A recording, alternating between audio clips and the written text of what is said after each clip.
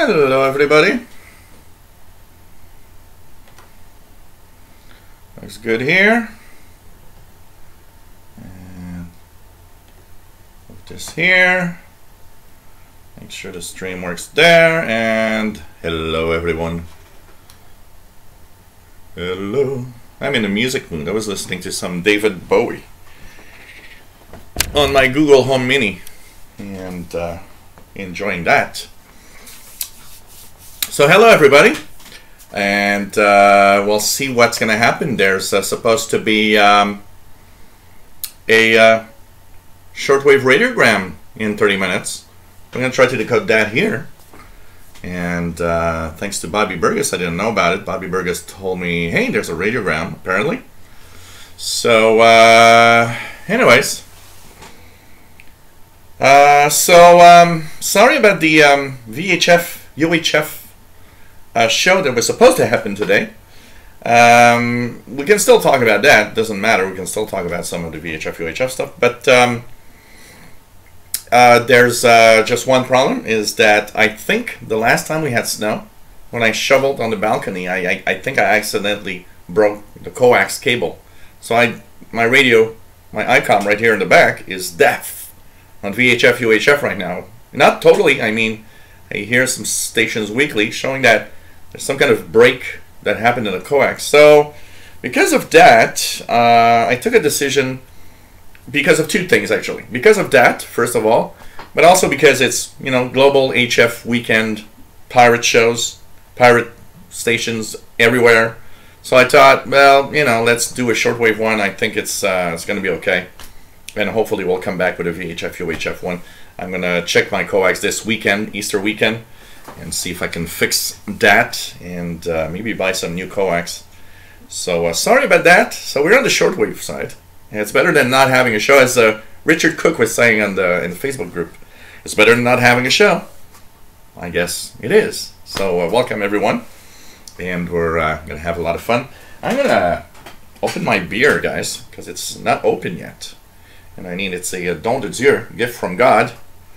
So I guess it goes well with Easter. And let's open this thing. Oh, this one has a lot of pep. Here we go. Oh ho! This opens like a bottle of champagne. Some people are surprised.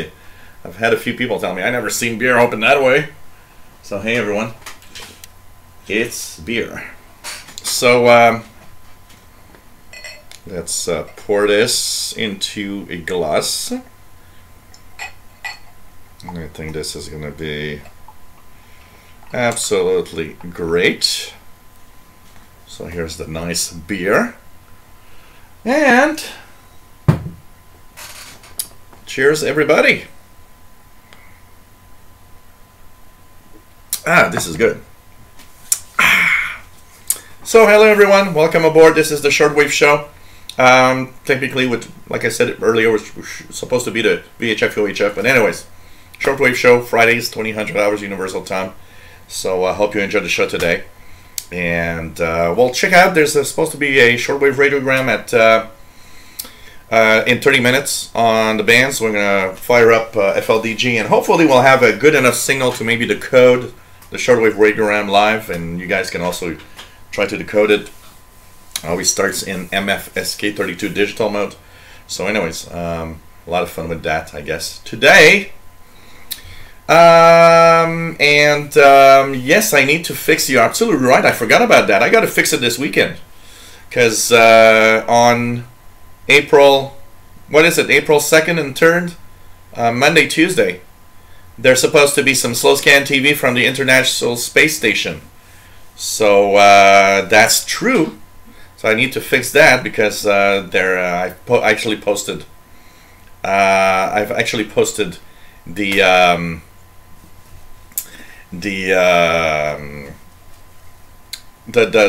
information on my VHF UHF channel. So pretty cool, pretty cool. So hey, hello everybody, Rock Ristorante in Sweden. Nice to have you on board. Happy Easter, absolutely. SM0SBT, Travel Film Shortwave, nice to have you on board. And yeah, absolutely. Just a microphone. You don't even need to hook up. If it's quiet, you can just put your laptop next, or just a microphone next to the audio, and usually works. Lee Luck, nice to have you here. Mad Radio DXer, Bill Mead, hello there. Nice to have you on board. It's Beer 100 Hour. Yeah. Manny CV, hello there. Jerry DX, nice to have you on board. Ralph Bender, nice to have you here. Charlene Harvey, bonjour, hi. From Greenfield Park, Quebec, nice to have you on board. Sheldon, of course, we'll do a little promotion of the CIDX in the International Radio Report today. Richard Cook, nice to have you here. Steve in Australia. Humberto Molina, cheers, nice to have you here. Luis Arevalo, nice to have you on board. Zonicat, cheers, hello there. JD Williamson, nice to have you here.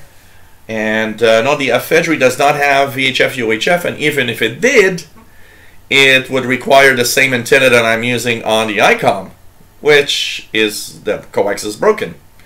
And you know, while PLF radio, I could use my ICOM R20, but because it, with just the telescopic antenna, it's very limited what I'm going to get inside here. I'd rather have it on the ICOM there with the outdoor antenna. There's much more things to listen to.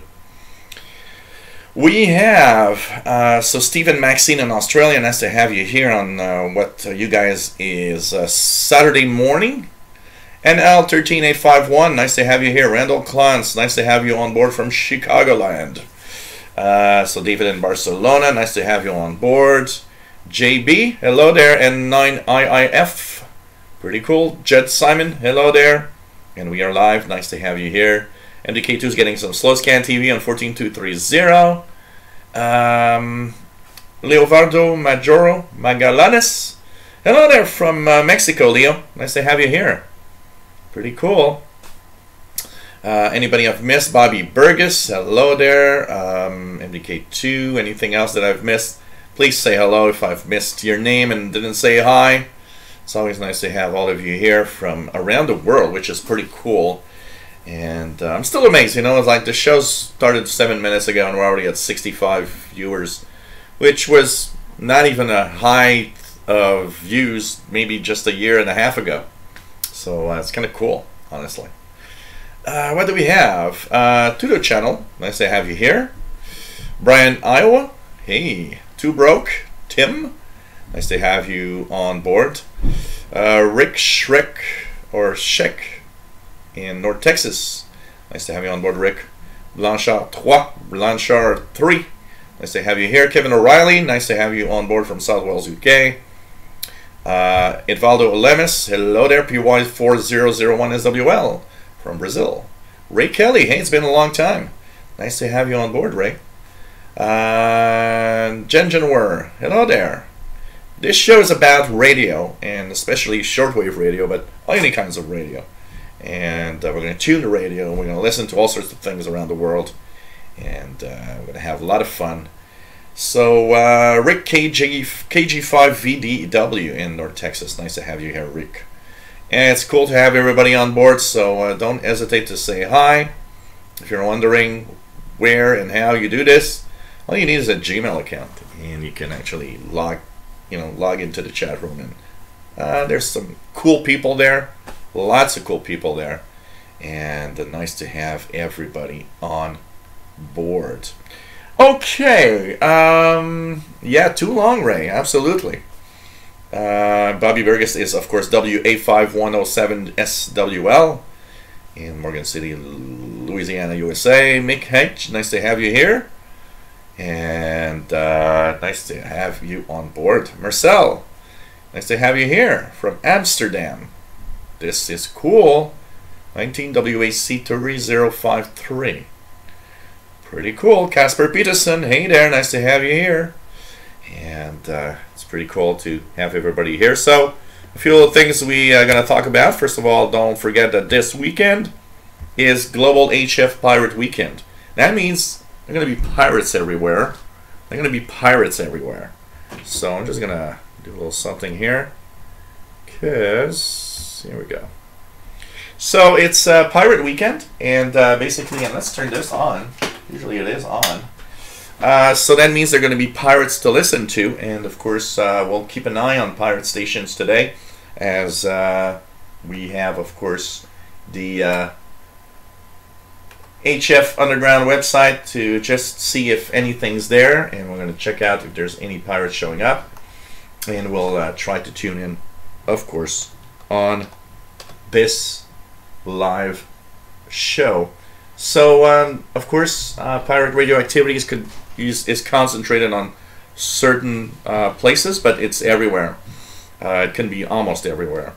Yes, PLF Radio Pirate Weekend starts today, and because it's a holiday for a lot of people, so it's today, tomorrow, and Sunday that it's happening. Probably the peak of all of that will be tomorrow, Saturday, but lots of activity there. A little bit of news for those that are, because we were supposed to have a VHF UHF show today. On Monday and Tuesday, April 2nd and 3rd, I believe, there will be International Space Station slow scan television pictures being sent down, and you really don't need a lot of equipment to hear it. Just a little scanner with a rubber duck antenna or whatever, or if you have just a if you have an amateur radio VHF 2-meter gear set up, it's enough. You'll hear it. And it's on 145-800, and they send down pictures in slow scan TV. On Windows, you can use MMSS TV, which is a great piece of software, for free to decode the pictures. And so it's Monday and Tuesday, April 2nd and 3rd, and they will be, of course, broadcasting slow scan TV from the International Space Station.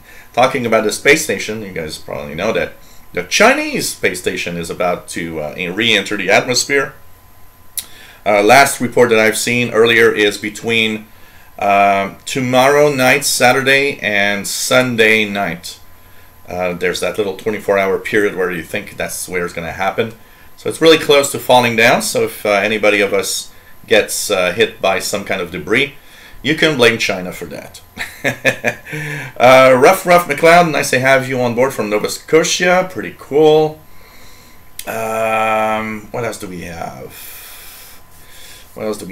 Two Hands of the Radio. Hey there, nice to have you here. Ralph Bender says, by the way, today received an unknown signal transmission and posted on my channel. Maybe somebody can help to identify it. Found it while looking for pirates and didn't find any information for it. Huh, interesting. Okay, that's going to be interesting to look at for sure. So, there's a lot of stuff happening this weekend, of course, and we're going to try to... There's a... what are the frequencies for the shortwave radiogram 9455? Let's check out some of the frequencies here.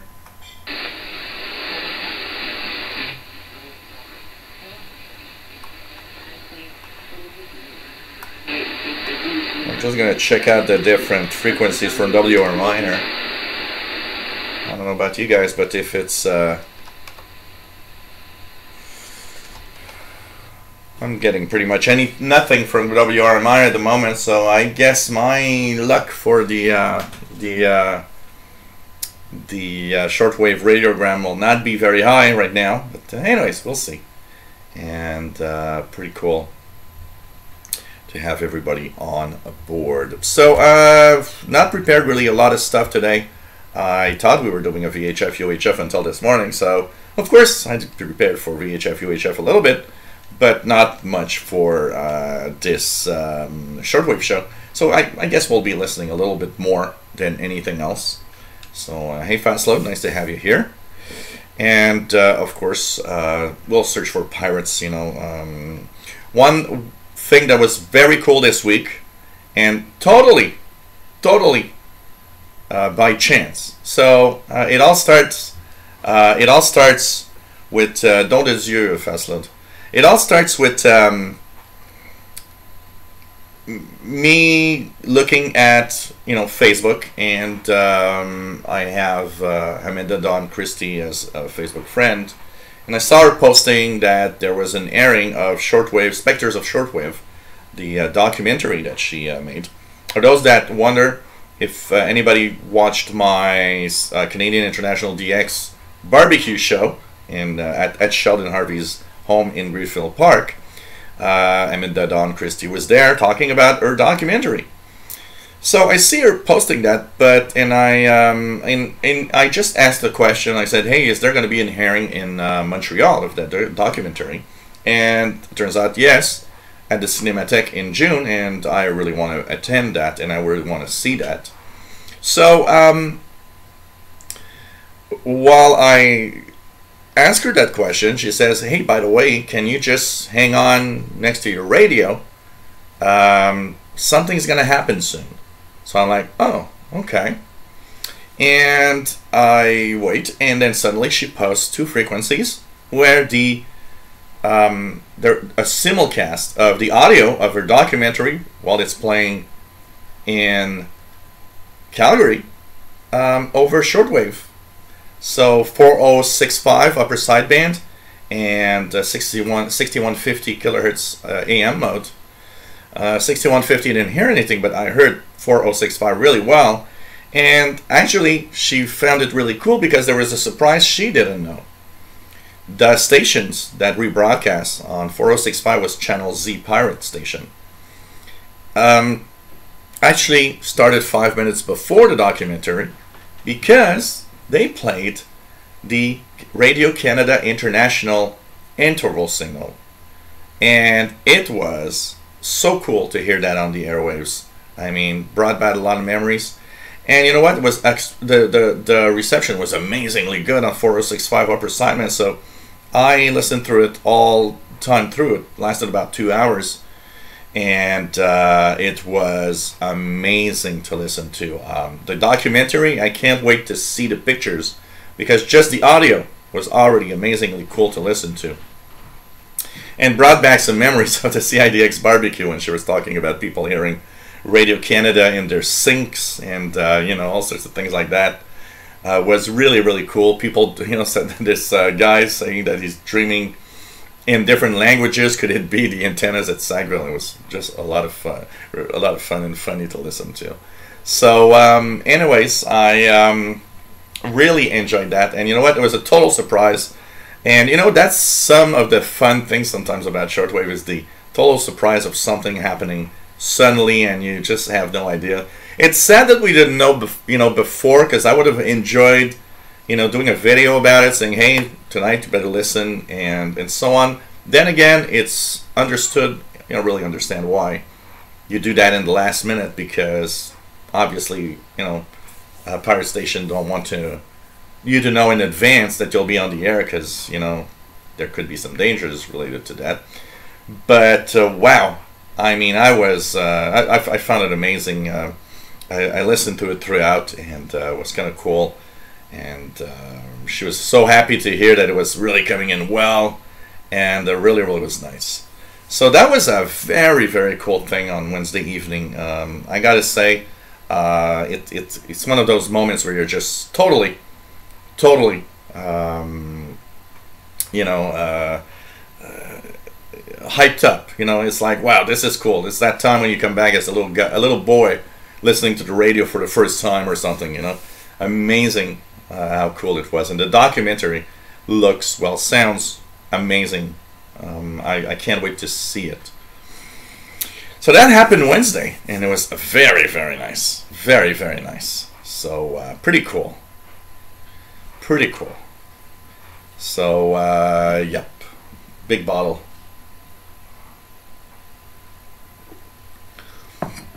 So Lilac is on fizzy water and cranberry juice. That's cool. Yeah, any 445 is not 455. Sorry, barely making it.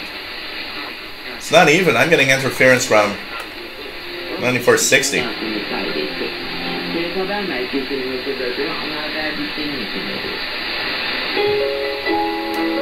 So I'm hearing 9460 kilohertz actually.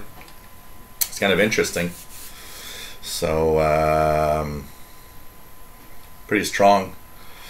Driver from Shortwave was on whiskey earlier. Ooh, that you gotta go just a little slow, because whiskey can really get you drunk fast. J.D. Williamson is on Grolsch beer. Nice. I like Grolsch. It's not bad. It's not bad. It's not my first choice beer, but this was bad. Indicator says, was a cool show. Thanks for alerting us on Facebook about it. Well, you know, when I had the frequencies, the first thing that I thought is, okay, let's try to have maximum amount of people try it out. So I went to the Facebook groups and immediately posted the information so that maximum number of people can actually listen to it while it was happening. Yeah, that would have been nice to have some form of QSL card for that. That's true. Oh, she does. Yeah, didn't she talk about that at the CIDX barbecue? I think she does. Mickey Delmage, nice to have you here. And he was one of those that was listening in. And I think both Mickey and me, we almost shed a little tear when the audio gave us, when the audio played the Sackville Towers crumbling to the ground. You know, it was the end of something that you know, we were there, and in the you know, for those of us that have been listening in for a long time, it's something that we've you know, been listening in for, and we're so used to it. You know, it's just crazy. Duxfar74, hello there, nice to have you here. So it was really cool. Honestly, it was very, very cool. Blanchard as a Carlsberg export. Well, I had a Carlsberg long time ago. Long time ago. Beer and shortwave show, yeah, absolutely. Sunny 460's Voice of Turkey. Thanks, Rock Ristorante. I didn't know what it was, but so Voice of Turkey 9460 coming in right now. Propagation seems to be not too bad, actually. So it's pretty cool. The SAS Lift, yes, nice to have you here. Pretty cool. Mickey says, yeah, I had tears just like at Winterfest. Just did not have Sheldon and Janice to lean over. Man, it's you know, it's one of those things. There are moments, definitely, I think. And hey, maybe have a little shout out to anybody listening to Shortwave for a while, and even not for a while. Anyone have a specific, a special moment that they remember, they want to share with us? I think it's going to be would be an interesting part. So of course that was one. Some of them, you know, if I think about my own experience of shortwave listening for a long time, if I had to think about some of the moments that I lived through on shortwave that were very cool, and you know, that I still remember fondly. Of course, you know, when you start listening to shortwave, the first years, the first moments, because it's like it's all new. There's so many things that that impress you. You know, I remember being impressed by Radio Moscow sending me my first QSL card, and a little piece of paper on it was written, listen at these dates and times and frequencies, and you'll hear an answer to the question you asked over the air. And you know, hearing your name at Radio Moscow, which is something, because back then, I mean, it's the USSR, and it's the West against the East, the communist countries against, you know, and it had a special meaning. It was kind of, wow, you know, we all have that thing. When we think about it, we all have that moment, that thing that is, you know, when we listen to these stations like Radio Moscow back then, you somehow have the impression that your letters will never make it to the USSR or something, and they actually did, and they actually replied, and it was, you know, these were great moments. I remember. You know, having I remember having you know, listening to you know, the announcement that there was some problem at the Chernobyl nuclear plant accident. I do believe I have a cassette here that has that recording on it in a box somewhere that I need to check out. Over the years, there's so many things, so many experiments, so many, you know, stations. A lot of stations did all sorts of experiments and wanted you to listen in. And you know, I still remember my Saturday night lineup when I was a teen was, tuning into HCJB's musical mailbag and DX Party Line show. These are things that I have very, very fond memories of, honestly. And it's just great. KC9KUH, hey there, and just got a new computer for his SDR Play, an i7 7700, 16 gigs of RAM, GTX 1080. Now that's a powerful computer with a really good graphics card. That SDR Play is gonna really work well on that machine, I can tell you that. Works well on old machines, I imagine. What else do we have? Going down slowly. To Brooke Tim says, is there any programming to listen to? BBC has stopped broadcasting to North America. There's a lot of things still to listen to in North America, and BBC can still be heard in North America even if they did stop broadcasting to North America. Typically, a lot of the BBC frequencies from the Ascension Island transmitter side do actually make it to North America. Look, there's Voice of Turkey in English. You can listen to Radio Havana, Cuba, Radio Romania. There's tons of relays from WRMI from Radio Prague, Radio Slovakia, Radio Tirana, Albania. Of course, DX programs via WRMI. WBCQ has a host of different programs that are interesting to listen to. There is a lot to listen to. I think, you know what you could do, too, Broke Tim? I don't know where you're located exactly. In the next week, we're in the new schedule season.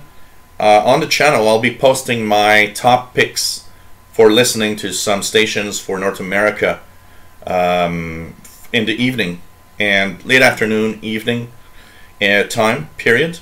Also, I'll do the same for Europe, posting a few videos. So that's going to give you an idea of stations you can actually hear with your radio. There's still quite a lot to listen to. Some of them, like the BBC, might have stopped to North America, but it's still audible on some frequencies. One that I hear very, very regularly here is 15400 in the afternoons around 1900, 2000 UTC, somewhere around there. 15400 usually comes in quite well. I have 12095 a little later also that usually comes in okay. Even in the evening late, I've been listening to the BBC on some of its frequencies in the 49 meter band, but later in the evening, like for local time here, midnight around 0400 UT. So there are some stuff to listen to. You just gotta understand where and how to listen to them. And also, one of the things that you need to understand is that you got to get away sometimes from the noise that you might have around you, which is a big problem. Driver from Shortwave picking up the buzzer for the first time. Wow, that is cool. That is cool. So, nice. And says, his first QSL card from Radio Romania. Quite a few others on the list. Nice. That is cool. Luis Adervalo can't hear anything on CB radio on 11 meters. Driver Film's also picking up Voice of Korea. Richard Cook's hearing a time station for the first time was Italy Cable. Cool. Andrew DXer says, Jill, please upload that recording of Radio Moscow report on Chernobyl. Oh, I will try. And what I need is because I have a box of tapes, but it's like under a pile of boxes.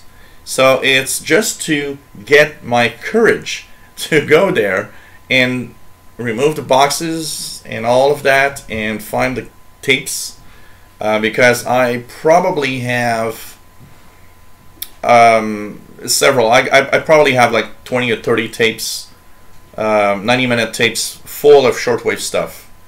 And I will actually, once I get that box out, post it on YouTube, put the audio on YouTube with like some kind of image of whatever station it was, or maybe a mix of QSL cards or something, because one of the things I want to make sure is that, I still can play cassette tapes right now, but it's not guaranteed that I'll be able to play cassette tapes in 10 years from now or whatever. And these tapes degrade over time. So basically, it's time to convert them in a way that we can all, first, I want to share them with everybody. It's a great testimony to the past, and I think it's going to be, a lot of fun to share that with everybody and hear all sorts of things that happened in the past. So we'll try to do it for sure. So, John Flanagan, hello there. Nice to have you on board. I'm not on the IRC because, I'll be honest, I am tired of logging in there all the time. I'm really sorry for those there. I find that there's so much here, and it's so easy to be here, that I kind of want to, half of the time I forget the IRC chat room. And I'm really sorry for those that are there. But it's the decision I took that I want to focus on one thing and not 20 at the same time. So it's so easy to just be in this chat that I don't see why I should be in the IRC chat all the time. And it's much better here for in the IRC chat, if somebody or a troll goes there, it's like complicated always all the time. Here it's easy, all of the moderators just, kill it immediately or almost. So there's like, most of the time I don't even see the trolls. I just see that, people has removed somebody, basically. Sheldon Harvey says, a memorable moment of shortwave was hearing Radio Beijing English announcer telling the world to remember June 3rd, 1989. He spoke freely, not censored by the government. I have a cassette recording. Yeah, that's the one you played in the International Radio Report, I believe, and and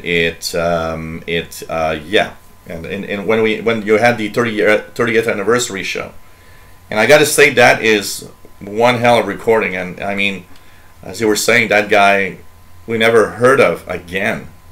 Pretty crazy, Sheldon Harvey says, I heard the BBC World Service announcing the Iraqi invasion of Kuwait. That's kind of interesting. I remember, Kimberly, K6YYL, nice to have you here. I have a few things like that with what happened, different things that happened that I remember listening to.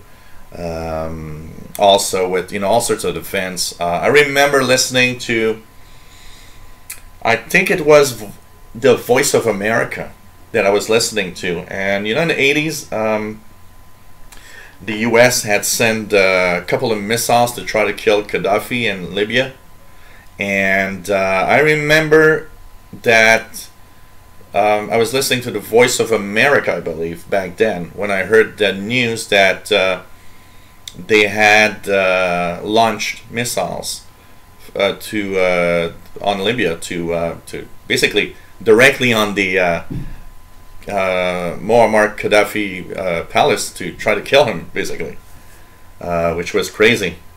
I remember, I believe, hearing, I think it was on KBS World Radio, where there's an extensive report on the Korean Airlines plane that was shut down by the USSR, by the Russians back then also. I mean, there's a lot of tensions in the 80s, especially in the 80s, early 90s. There are tensions today everywhere, but I mean, back then, the tensions were crazy. It was crazy. Yes, BLF Radio, absolutely. For those that wonder where and how we are in the 818 schedules now. So this is, schedule seasons have changed, and EIBISpace.de has updated their schedules. So this is pretty cool, because we have up to date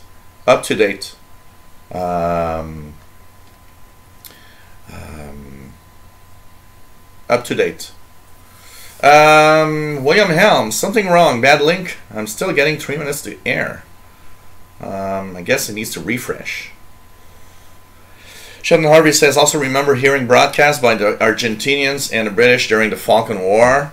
I have recordings of the Liberty, Argentine Annie, and Radio Atlantico del Sur stations. Wow.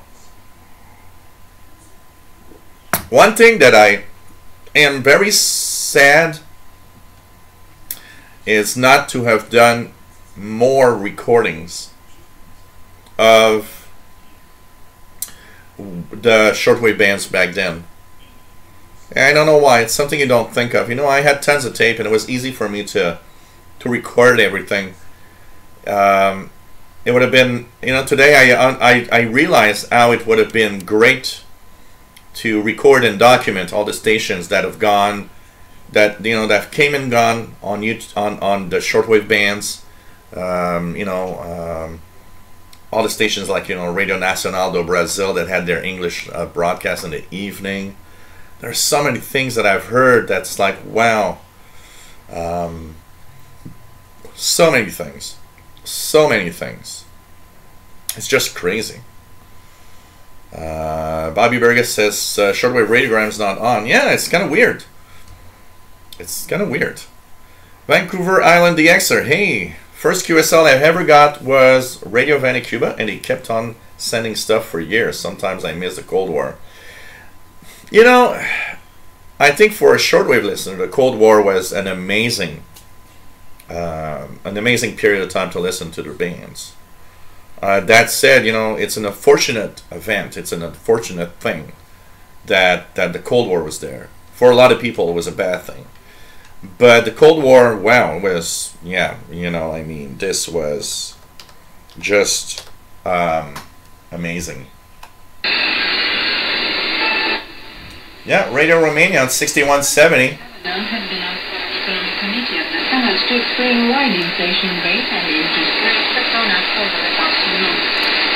So 6170 is Radio Romania. I'm just gonna do one thing here. Unplug my phone because one of my phone is charging. There's a little bit more noise on the bands. So Radio Romania English 6170. Trevor from Surfwave says Iran keeps sending me postcards. Got a keyring off them this week. Wow. Some of these stations never stop. You know, like I was saying the other day, when I moved from when I was a teen to a new apartment, the bands, the neighbor where was my brother over there, from the woman that actually moved into where I was when I was younger, and she kept receiving Radio Cairo stuff, all sorts of letters, years after I've moved. And you know, like I said, I had written to these stations saying, hey, I've moved, stop sending stuff there. And you know, instead of stopping there, I would receive stuff at both address all at the same time. It's like, okay, I guess it's more complicated to, you know, it's less complicated to add the name and send it again than to remove my name from some list somewhere. So it's really crazy. David Barcelona says, this is why I've been purchasing cassette equipment for some time now. I don't want to lose the capability to play them. In fact, I like cassettes so much that I decided, and he'll continue in his second post. Hey, Gary Golin, nice to have you here from Michigan. Nice to have you here, absolutely. What else do we have? What else do we have?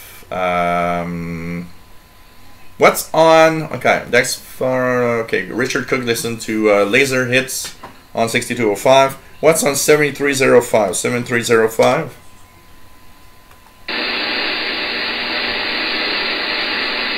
I've got a very weak signal here, but if we look at the IBI space and ask what language is it? 7305 right now. China Radio International to Europe, 2021 UT, and PO, which is, I don't know what language, but it would seem to be China Radio International that is there, and I'm not sure, but I think it's from direct from China. So 7305. Matrix 54X, he from Chicago. Mark Schmidt from Maine, hello there, nice to have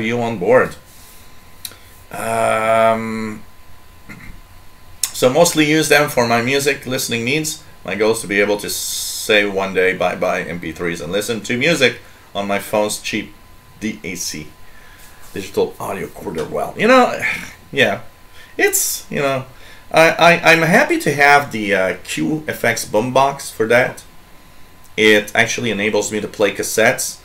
But there's one thing that I had forgotten, because the tape deck that I have here doesn't work. I tried it the other day and it is totally, I think the kind of the straps inside it to have the gear workings are kind of, broken or something, or they're slipping. But where I have the cassettes, the other day I had to find something from a long time ago, so I started going there, and I noticed that I have an old Sony boombox with double cassette deck, and I'm pretty sure it works perfectly, because it was the boombox I had purchased as a gift to my mom like 20 years ago. She wanted something to play her tapes, and I remember purchased a Sony boombox back then for her. And when she died, the first thing that I did was, I'm going to take the boombox home because of several reasons. Kind of souvenir, gift that I gave her, a while back. But I remember that it actually played perfectly. So I need to get it out and put it in my collection of radios. There is an AM/FM radio on it anyways. So I have to get my that Sony boombox out of the closet there. Madrio DXer says, also about the Gulf War, remember at the time BBC World Service having 30-minute news every half hour, apart from the news hour program, which was a full hour regularly. Wow. Ethan Best, nice to have you here. Pretty cool. What else do we have? Coming down slowly. Yeah, it was a good, very fast update. Sometimes it takes 2 to 3 weeks, and wow, it was a very fast update. And by the way, I'll share once again, because it's a tremendous effort. And like I was saying last time or the time before, a lot of us put a tremendous effort in doing things, and we take it for granted. EIBI space schedules are great. We just take it for granted that it's always going to be there. Someday that guy might say, hey, to hell with it, I don't want to do this. It takes a lot of time to, it's time consuming to update all of that. And we don't think about these things, it's like magic. These things update by themselves? No. Somebody's working on that. And so, once again, because it's such a great service, every donations you would give me today through the PayPal here, I will take half of them and send them to the EIBI space to thank that guy that is behind this. I mean, he's working hard for that, and I'm the first to be happy to have these updated schedules. So I think we will. I've sent him last time we did that. I sent him the donations.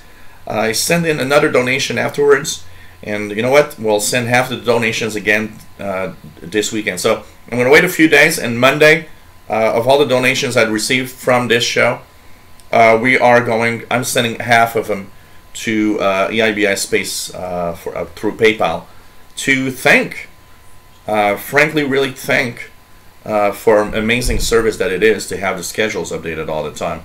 These don't update by themselves, like I said, and it's a great, great service. And I mean, how many times I've referred to EIBI Space website to basically get the schedules.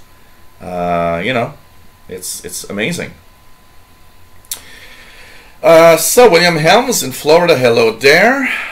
David says, I think it would be pretty nice if you uploaded all those tapes to the Shortwave Radio archive. Yeah, I know that there's that place also that you can upload the stuff for sure. Paul A. Steckler, nice to have you here. Oh, that would be nice. See all the QSL cards from the late 60s. My first QSL started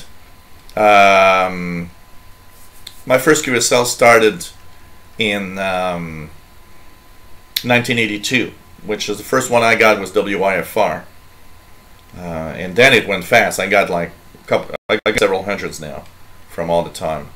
So you know. Sheldon Harvey says, you said you have a box of 20 or 30 cassettes. I have about 200 or more cassettes full of shortwave recordings. Really need to get to work digitizing some of the highlights. You know what? If we should talk about that. I would be happy to digitize them in a first manner. I have what it takes to digitize them. And from there, well, you know, what I would do is like just digitize the cassettes like side by side, and then after that, well, of course, with any software like Audacity, it's easy to just, you know, take a part of a recording and put it apart for some reason. But the reason also because I would like that, Sheldon, is I would love to listen to the tapes also. It's not just that, you know, we need to digitize them. It's also because I would love to listen to all the recordings on these tapes. There must be some gold, you know, in there. It's amazing. And, you know, it's a great way to keep them also. So we need to talk about those tapes. You know, I'll need to find mine too to digitize them also. So, wow. Wow. Douglas Perry, hey there, nice to have you here. David Arden, KJ4CMY, nice to have you on board. Got a QSL card from Radio Romania today for an online reception report. That's cool. Steve says 6170 strong in Australia. That's nice. Xerox BACA, Mr. Greetings from Poland. Nice to have you on board, Mr. Hexadecimal. Zach Antle, hey there, nice to have you on board, and it's pretty cool. Mark Brando, hey, nice to have you here. Received a QSL from Radio Romania in the mail this afternoon. Wow, it's the Radio Romania time of QSLs. Reception report was dated 28 December 2017, and a colorful schedule. Cool. This is cool. Polish. Okay, PO is Polish. I didn't think about. I don't know why I didn't think about that. I didn't even know they had a Polish service. Wow. Rock Ristorante. No, in Portuguese it's just P. That's why I didn't say Portuguese, because I know that when there's a P, only a P, it's Portuguese. But PO is not Portuguese. That I knew. So now we have an answer. Polish. Huh. That's good. Yeah, I need to check that out, Ethan Best, for the belts, because I think it's the belts, because the tape deck in itself is totally working, but I think that, you know, the tape deck has not played a cassette in 20 years, but we're in 2018. Yeah, that probably did not play a cassette in 20 years. So when you press, you hear this whining sound, but the gears don't turn or anything. And I do think it's because I heard like a weird noise. So I'm wondering if one of the belts didn't just snap and the other belt probably is just slipping. You know, it's like for 20 years it hasn't worked, and I think the rubber belts kind of, some of these belts, they come like really hard with time, and I think that's what's happening. And it's simply to change the belts, because I'm pretty sure that the tape deck would work great. If I did so. Maybe it could be a weekend project for my friend Fastload in the chat room. A sharp tape deck put back to work. That would be nice. That would be nice. Ernie Turner, hey there. Nice to have you on board. VK3DET from Australia. Pretty cool. Nice to have everybody here. Mike DeVita, restoring a Zenith BS661 floor model, or 8S661. This is, you know, Zenith, stuff like that. Old stuff is just so beautiful. So beautiful. Weighted Cube, hey, nice to have you here. Pretty cool. Mike DeVita had his first QSL in 75. Wow. My last QSL card that I received, PLF Radio, is I believe it's radio. It's WRMI.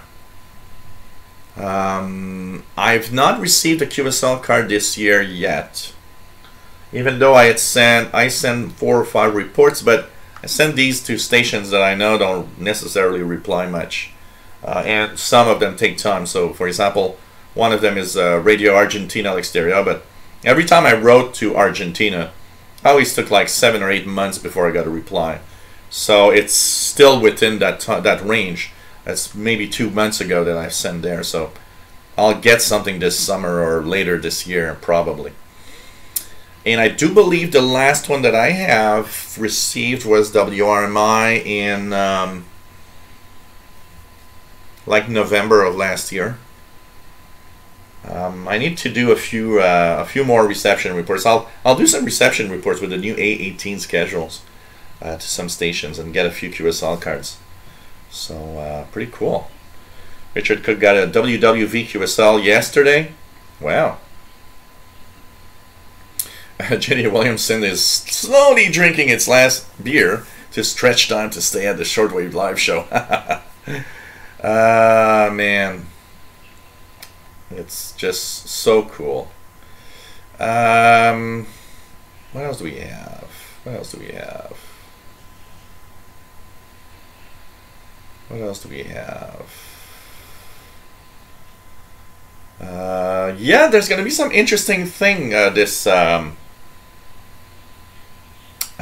weekend, because expect propagation to pick up a little bit. There's a sunspot that has started rotating into view, which was showing up. You know, on Monday, I try to do it now every Monday. I do Monday or Tuesdays. I do a little propagation report just for the fun of it, looking at what's happening with the sun and all of that. And so when you look at images, and let's look at, for example, we're going to check for Pirate Shortwave stuff here. So solarham.net. So when you look at the sun in different colors, so here we go, let's look at this one. We see these jets around it that are usual indications that there might be some activity going on. So when these happen, it kind of shows us that maybe something is happening on the sun. And for sure there's a sunspot. It's almost impossible for you guys, probably don't see it, but here a little sunspot that just appeared from the sun. So that might raise the solar flux a little bit for the weekend, and hopefully, you know, help us in the propagation, because wow, it's solar flux has been below 70, but expect the solar flux to be below 70 so much in the next years, because we're getting into solar minimum, and it's going to be a good one. It's going to be a minimum of solar minimums. And let's just hope it's not going to be as long as the last one, which was very long, longer than usual. And but you know what? It's probably going to help us a little bit for sure. David says, some time ago I got a Sony WMD6C, so-called Walkman, off of eBay. Oh, I got a, you might be, you know what, I think it still works. I've got a auto-reverse Sanyo Walkman in my desk drawer there. You just reminded me that. I do have one of those. It's a auto-reverse Walkman. I had purchased, when I was actually, my first full-time job back in 1989, I wanted to have music while taking the bus. And I had purchased the Sanyo auto reverse Walkman. I remember paying like $150 for it, and I think it still works. It's here in my desk drawer. I need to take it out and try it out. I'm going to try that out today. I'm going to take out the Sony boombox and the Walkman, the Sanyo Walkman. I'm going to try to have them working tonight. I got a few tapes lying around anyways. and check it out. I think it's gonna be it's fun to play with old technology sometimes. It's kind of fun. What else do we have? What else do we have? Mike DeVita is hooked on Corona beer. I like Corona when in the summertime when it's hot. It's like a good beer for that. Radio Cairo on 98.95. Let's check that out if I get it here.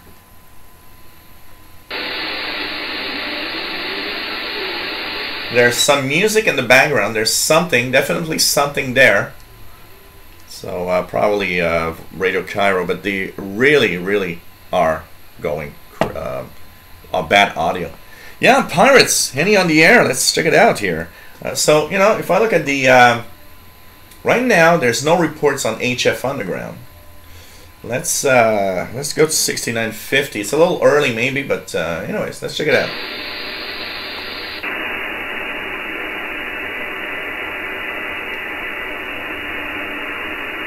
There's some signal here that's kind of interesting. But I don't see much happening right now. Don't see much happening right now. Let's go a little 4065. I don't really see anything. And you know what? They could appear everywhere. I was listening throughout the day today to 15070 in case something would appear on that frequency. Last time that was the Global HF Weekend, I heard both Saturday and Sunday. Cupid Radio in Holland on 15070, so that's one of the frequencies to check for. Mike DeVita, what about the Chinese satellite coming down April 1st? Yeah, it's well, actually, it's the Chinese space station. They had a space station in orbit, and they wanted to actually have a controlled descent, but the station broke down, so they couldn't control it anymore. So it's supposed to come down anywhere from tomorrow night, Saturday, into Sunday night, and like, you know, there's 80% of chances it's going to fall in the ocean. And as the Chinese put it this morning, they said it's going to be a beautiful show to watch in the sky. Yeah, you know, that's if you don't get a chunk of it in your face, but you know, chances of that are very, very small. You know, Mike DeVita says 2 pirate stations were busted in New York City by the FCC. Yeah, you know what? It's any FM or AM pirate radio station. I mean, it's, you know, it's suicidal. I would not do an FM pirate in Montreal. It's too easy to get caught. Unless you do it from your car and that you move around, forget it. It's too easy. And, you know, a shortwave pirate is cool for that. Much more difficult to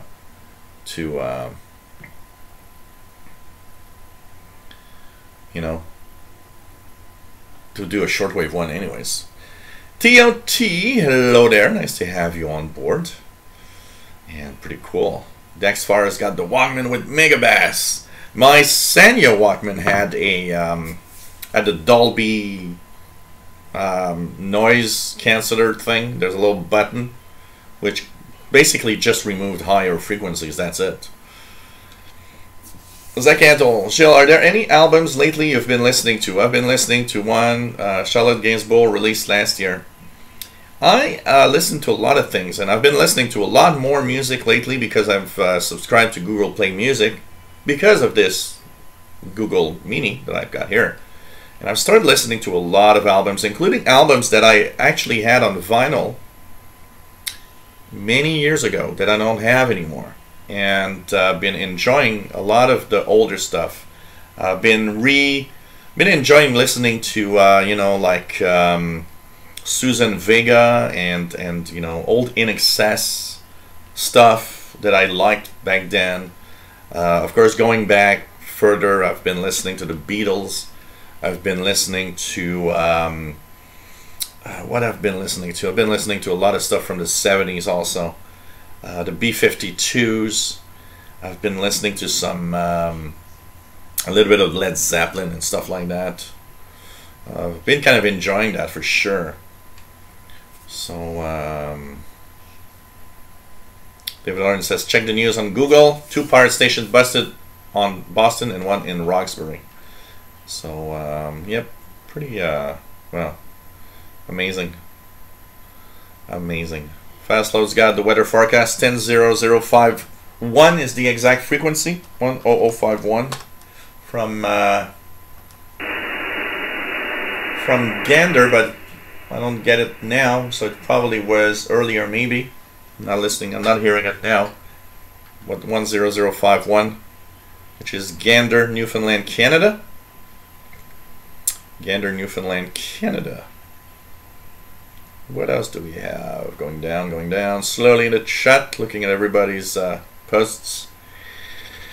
Polly Steckler says, maybe I'll get busted for running my C-Crane FM transmitter here in Boston. Somebody's going to complain you're listening to that guy talking about radio and we don't understand a thing.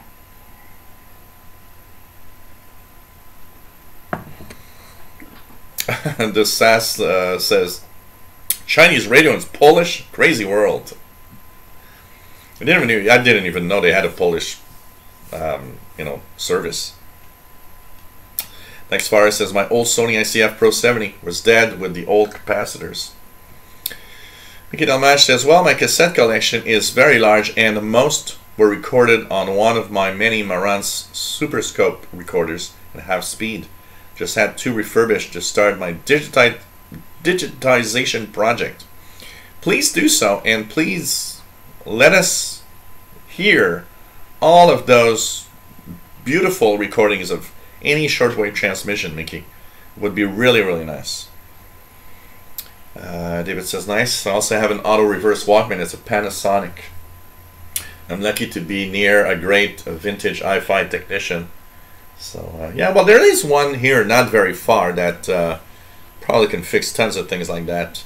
And there's a store not that far away from here that actually has lots of old junk equipment. I call it junk equipment, but in reality there's a lot of cool things in there, like, tape decks and lots of stuff that the guy sells for, like, I think the other day in the window I saw a tape deck. I was almost tempted.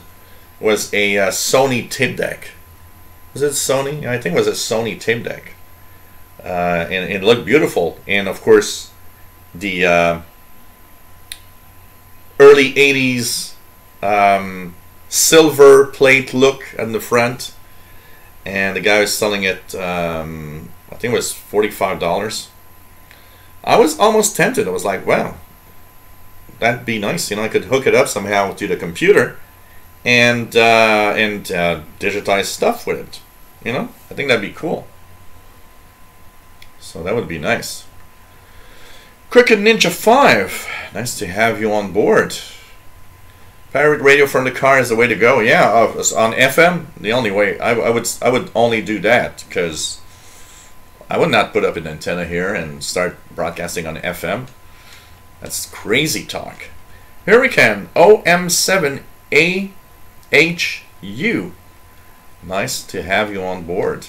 Says, greetings. Today I celebrate that I passed an exam to be a ham radio operator. Congratulations. I have to wait for our Slovak Telecommunications office for 6 weeks to get my call sign. Well, congratulations. And you know what? Be happy. It's very, very nice. Yeah, very, very nice. There's a few active FM pirates in my part of the UK, but now only one. They only broadcast on weekends. PLF Radio, are there pirate stations on VHF, UHF too? Well, that's an interesting one. You know what? Not that I know of, but while tuning around the FRS frequencies, those 400 megahertz UHF channels for the little FRS talkies, for those who wonder what I'm talking about, and GMRS, these little things. So these little things that are these little, small walkie-talkies that are very popular now. This one is a 22 channel one. For a couple of weeks, about 6 months ago, I heard music on one of the channels, and it was like broadcasting music all the time. Kind of but no IDs, anything. So it's like what kind of a pirate on the FRS channels, maybe. So that would technically be a pirate on UHF, but not, you know. And technically, FM pirate is a VHF pirate because the FM band is VHF frequencies. But you know, it's kind of an interesting thing for sure. Bobby says, I know you can get caught doing FM pirate radio. Shortwave is hard to catch someone, but what about medium wave? Medium wave is easier also because unless you have high power, most of the medium wave pirates will also be very local in nature. So a little bit like FM. So medium wave is as risky as FM in many ways, and as MDK2 says, because it's the fact that it's local that makes it difficult, you know. MDK2 says, I think AM pirates only try to transmit on 530 to 17 or 1710. I've never heard one myself. You know, I technically had a medium wave pirate when I was a teen because I had this little transmitter that I had built from a magazine, and it was a Part 15, I think it's called, the Part 15 transmitters that is below like 100 milliwatts or less, and you're not allowed to put, you know, more than a very little piece of wire this long. And what I did to it is actually it was they had the transmitter run on 9 volts battery, and all the parts were capable of 12, so I had put 12 volts on it instead of 9, so immediately it boosted the power a little bit. And I had put my 100 feet of shortwave wire on it as an antenna, which was totally illegal. And I remember I was calling all my friends that lived nearby, and I was able to be heard maybe 2-3 streets away, which for me was amazing. And I had listeners because my friends found it so cool that I would actually, every Friday night, I would fire up the transmitter, and I would broadcast as if I was a radio station with IDs and everything, and putting some music all Friday evening. And I did that pretty much throughout all of a summer vacation from school, you know, like from end of June to late August. And I would even sometimes do it in the winter time, you know, during school, and the Fridays when I would come back home from school on Friday afternoons. I tell my friends, hey, tune in to you know, 1150 kilohertz on your AM radio, and maybe you're gonna hear me, you know. And I did that for like a couple of years. Technically I was a pirate, because technically I was illegal in the usage of the transmitter, and I was not supposed to be heard that far, like 3 or 4 corner streets. But anyways, great souvenirs and lots of fun, I can tell you that.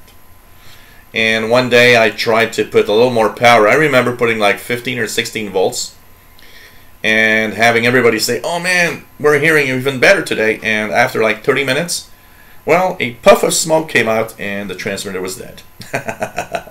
But you know, that's the testing when you're 15 years old, 14 years old, and you try to push things a little too far.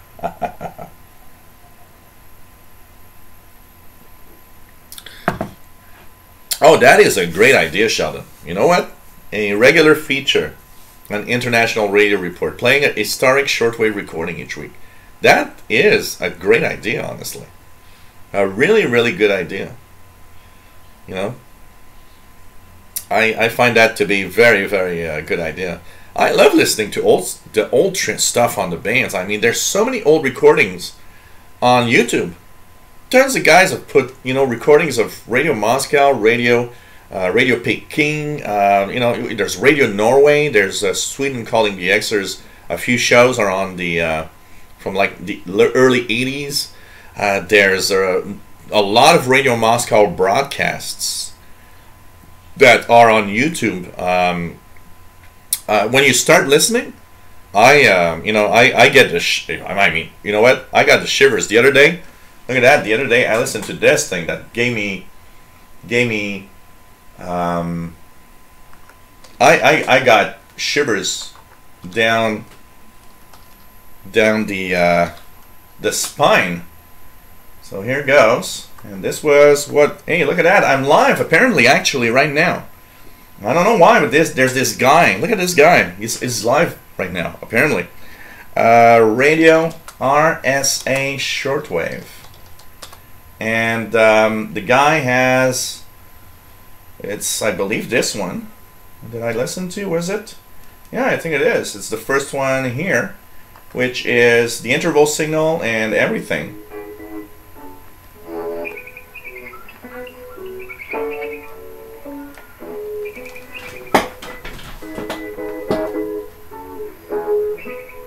This, just listening to this, drives me nuts. It brings me back when I was 14 years old. But it has like a full... Tune to the English service of Radio RSA, the voice of South Africa in Johannesburg. That totally brings me back in time. And I have half of the QSLs that he's showing here. This is a 1989 broadcast. I mean, wow. That brings me back in time really a lot. Crazy. I mean, these old recordings, they drive me crazy. I just love it. TOT, I'm very curious, if I may ask, what kind of power supply do you have to power up your radios? I'm looking to buy one, thanks. Okay, right now, most of the radios, if you're talking about the desktop radios and stuff like that, I have, what I'm using is, of course, for the most part, on the desktop radios, the power supplies that come with the radio. Although the ICOM CR8500 has a crappy switching 8055 power supply. The portable radios always run on battery, all the time. I never plug them in because it adds noise and it just makes it impossible to listen to. But for the desktop, for the like the ICOM and stuff like that, what I want or what I need to buy is a linear power supply, good old linear power supply, no switching crap, and power it like, you know, power all of that with that, like the 12-volt output. 11635 is apparently the Cuban number. It is indeed the Cuban numbers, and I hear the digital hash right now.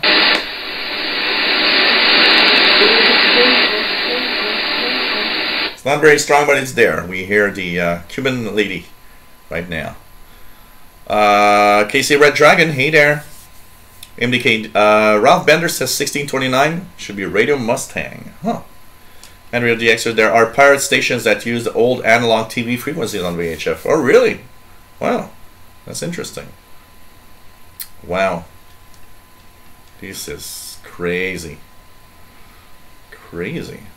Ray Kelly says powered on 6935 right now, Upper Sideman. Let's check it out. Anything here?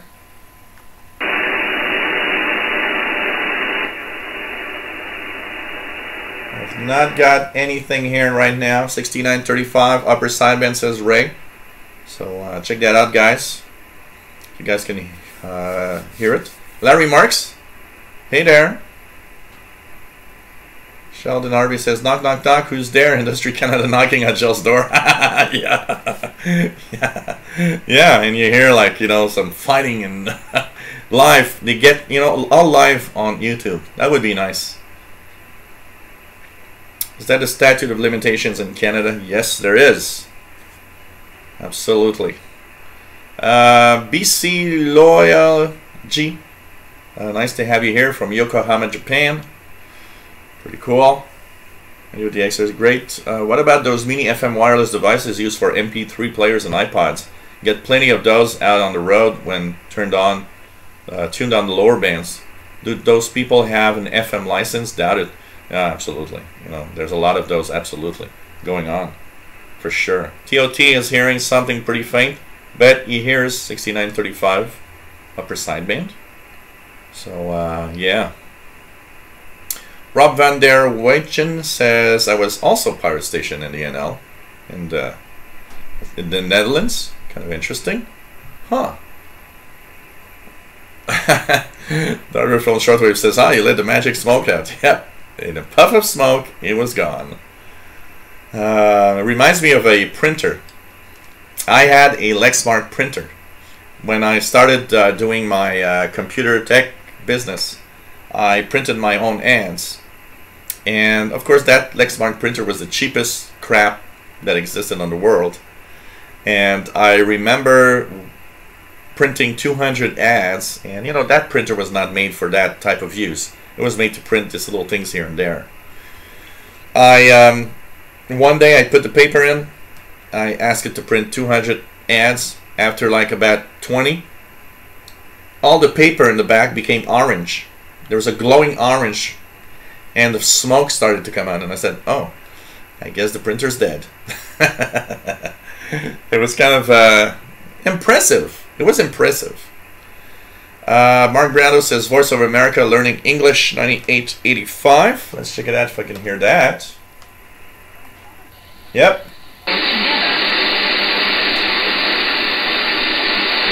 It's not super strong, but it's there. Where is it broadcasting from? 9885 is from 9885. It's from it's from the Vatican. CVA is the Vatican state. So this is from Vatican state.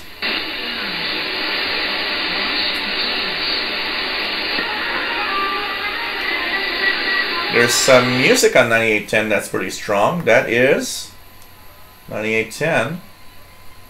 What's 9810? Oh, could it be Voice of Islamic Republic of Iran? Yeah, look at that. I'm hearing what is pretty much the Voice of the Islamic Republic of Iran on 9810. With some music. Kind of interesting. And 9800, very distorted, is probably Radio Cairo. Yeah. In English. So this is supposed to be Radio Cairo in English. 9800.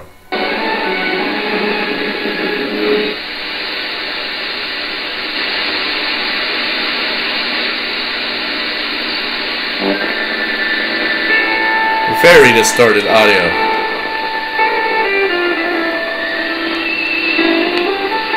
But the music's there. You can listen to Cairo music. It's unfortunate because the signal is actually good enough that if they had a good audio, it would be a great listen to for Radio Cairo. Right now they're just so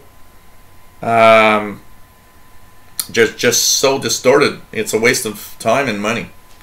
Bobby Burgess says 6935 upper assignment is strong where he is. Kind of interesting. BC Lawyer G says listening to Iran on 7355 while watching the video. Oh, nice. Cool. Yeah, that last recording of Radio Berlin International is pretty interesting. David Otten says copyright violation. Yeah, right. I want one to come back at me again. It's when I got that copyright notice. It was just so funny because when I played the Lincolnshire Poacher, and after a couple of hours I look at my email and it's like, you've got a copyright claim on your video and live shortwave show, blah blah blah, and I'm like, no, I'm not gonna accept that. That thing is, nobody owns the Lincolnshire Poacher. I'm sorry. And I'll be honest, it was when I looked at the claim, it was the ones that actually made the official recordings for the CDs. But you know what? I'm sorry. I know it's a recorded Lincolnshire Poacher, but I'm sorry. You don't own that. You don't own the Lincolnshire Poacher. It's not yours. You cannot take a recording and say, this is mine, and from now on I will have copyright claims. It doesn't work like that. So I complained. I was mad as hell, and you know, I was drunk. So I was drunk. It's like I'm 100 times madder than when I'm not drunk. And even when I'm not drunk, I get mad. So, you know. So I was like, oh, no, this is going to work. I remember I started writing, and it's like I did. No, I don't accept the copyright claim. I don't accept this bullshit. I am not going to, you know, start snipping away my video just to please whoever. And I'm certainly not going to give my money from my video plays to somebody else. So I sent a claim. I said, nope, I can't accept it. This is not, these people don't own this recording. This is not theirs. They cannot claim copyright on this. And so they came back and said that they were back off. It's okay. And then YouTube said, yeah, you've won. They've backed off. They're not gonna, it's okay. No copyright claims. I mean, I was so mad. I was like, no. You cannot take... It's like if, you know, somebody else would take a Madonna song and say, I claim copyright for Madonna. No. Madonna can claim copyright for her songs, not you. You know? It doesn't work like that. It's just like, what? Because you made a CD... You know, for example, I make a CD off of... Or of the recordings of the tapes of Sheldon Harvey... And suddenly, because I made the CD, oh, I copyright claim, this is my CD. No, it's not. The recordings on that thing are not yours. They are somebody else's that don't really care anymore. You know? Just crazy. Hey, John Young, nice to have you here. Man. Kevin O'Reilly says, that takes me back. I used to listen to Radio RSA. 25790 on Realistic DX60. You know what? I have a QSL that for me is a great QSL, because for me that QSL is so important, because 25790 is, you know, the 11 meter band is the only QSL I have that's on that frequency. So I have one QSL pretty much on almost every international broadcast band, which is kind of cool. And 25790, I'd listen to that regularly. Imagine, Kevin, how it shows how propagation was good and solar activity was high to support 25790 almost every day back then. Ray Kelly says 6960 AM. Anything here?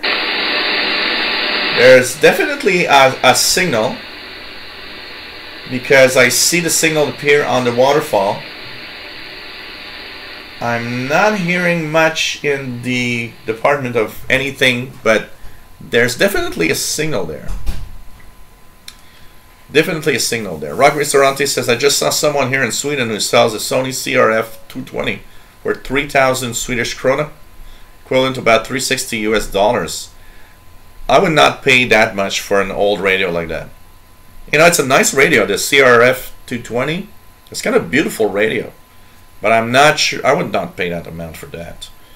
Some people ask too much for some radios sometimes. I can tell you that. So, hey, take care, Daxfire74. So, you know, it's just crazy. What else do we have? Casper Peterson says the Number Station movie is coming to TV here tonight, and yeah, it's an okay movie.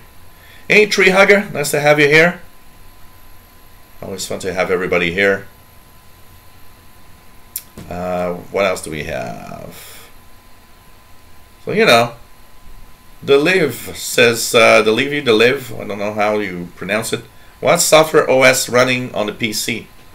The operating system here is Windows 7, and that is a software called HDSDR. It actually is driving a Fedry software-defined radio that's in the corner over there, plugged into my outdoor antenna, and it's actually going through my home network right now. Ronald Mullis, nice to have you here. Says, everyone, CRI is broadcast in almost every Eastern European language these days. China does what USA used to do in the Cold War. Yeah, I remember back then they had all of these languages for sure. David Snyder, hey there. Raining in Staten Island, but at least it's not snowing anymore. Yeah, you guys had so much snow and so much You had all these northeaster coming down. It was just crazy. So you know, pretty crazy. Pretty crazy. What is there? Rob van der Meijden says Roger shortwave medium wave pirate station on some of the frequencies, and medium wave also. Drive from shortwave says CRI tends to broadcast the same thing in the same language on 3 different frequencies these days. You know, one of the things that I am amazed. Listen to that. You guys want to be amazed at how many frequencies they would use back then? So look at this. YouTube. What is it? Radio Moscow shortwave. And the one that I was listening to is, I think, this one. Listen to the number of frequencies that these guys are using, okay? It's just crazy. So look at that. The 1 meter band is now available. Radio Moscow can be found on 17 frequencies on 13, 16, 19, 25, 31, 41, 49, and 500 meters. There's 16 frequencies on 13, 16, 19, 25, 31, 41, 49, and 500 meters. And of course, their interval signal.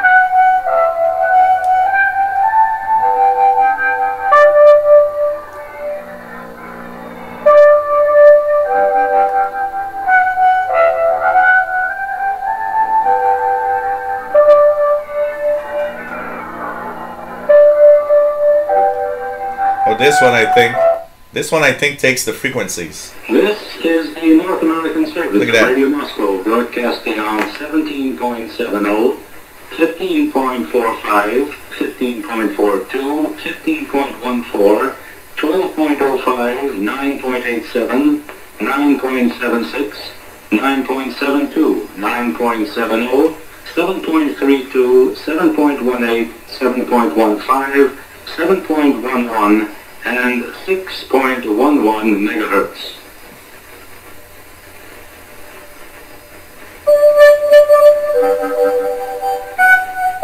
No wonder you heard these guys all the time. No wonder. I mean, come on. It was just mad. They were broadcasting on tons of frequencies at the same time. It was just totally nuts. Totally nuts. Imagine the amount of money they spent. So right now, if we look, by the way, at the HF Underground, 6935 per Sandman on ID, 6960 AM on ID, 2 stations in this, and don't forget, guys, it's the Global HF Weekend Pirate Weekend, so there's tons of pirates throughout the weekend. So what else do we have? What else do we have? Gary Gordon's got 9800 here in Michigan. Cool. Richard Cook's got very weak Pyongyang on 9665. Radioactive, hey, nice to have you here. Did you talk about the RECI event yet? Yeah, at the beginning, the one that happened Wednesday evening with the interval signal for Radio Canada International and the broadcast of the Spectres of Shortwave documentary. Hey Sheldon, are you gonna go and see that? Well, maybe. Oh, you've seen it. You've seen it already. I think you've seen it in the Shortwave Winterfest. I'm looking for somebody that's interested in radio that wants to see that. Hey, Fastload, want to go see Spectres of Shortwave documentary about the Radio Canada International antennas in June? It's going to be at the Cinematheque. I am going to go. I want to attend. I want to be there. I'm looking for people that likes radio and wants to be there with me. Because for most people, this is going to be a very boring experience, but for me, it's going to be an amazing experience. Carwave Shortwave Channel. Cambodia leader wants to ban Radio Free Asia. He's blaming them for the accusations of child abuse scandals. Not sure if you didn't hear. You know, Radio Free Asia is one of those. It's what's happening with Radio Free Asia and in that area of the world is like what was happening with Radio Free Europe, Radio Liberty in Europe in the times of the Cold War. I mean, they are voicing all sorts of things, and yeah, you know, some countries are not happy. You know, China doesn't like Radio Free Asia. They try to basically they basically just trying to jam it everywhere. I can tell you that. PLF Radio says now listenable talk in English on 9800. Let's check it out. Are you still talking?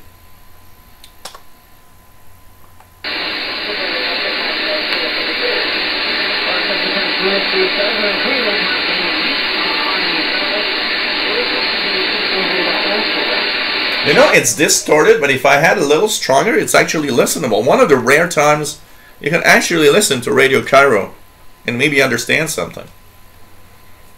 Driver Film Shortwave says, I got a claim from the Lincolnshire Poacher ages ago from the Archer Music Group. Apparently some band put a guitar effect over it and somehow said I was playing their music. Yeah. You know, on YouTube, one of the things, any of you guys that make YouTube videos, look at those claims when there's a claim of a copyright. There's a copyright claim over one of your videos.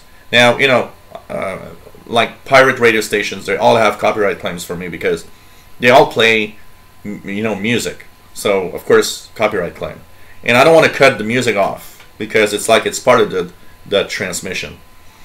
But when there are some things like the Lincolnshire Poacher, you know, I got a copyright claim for playing CHU Canada Beep Beeps.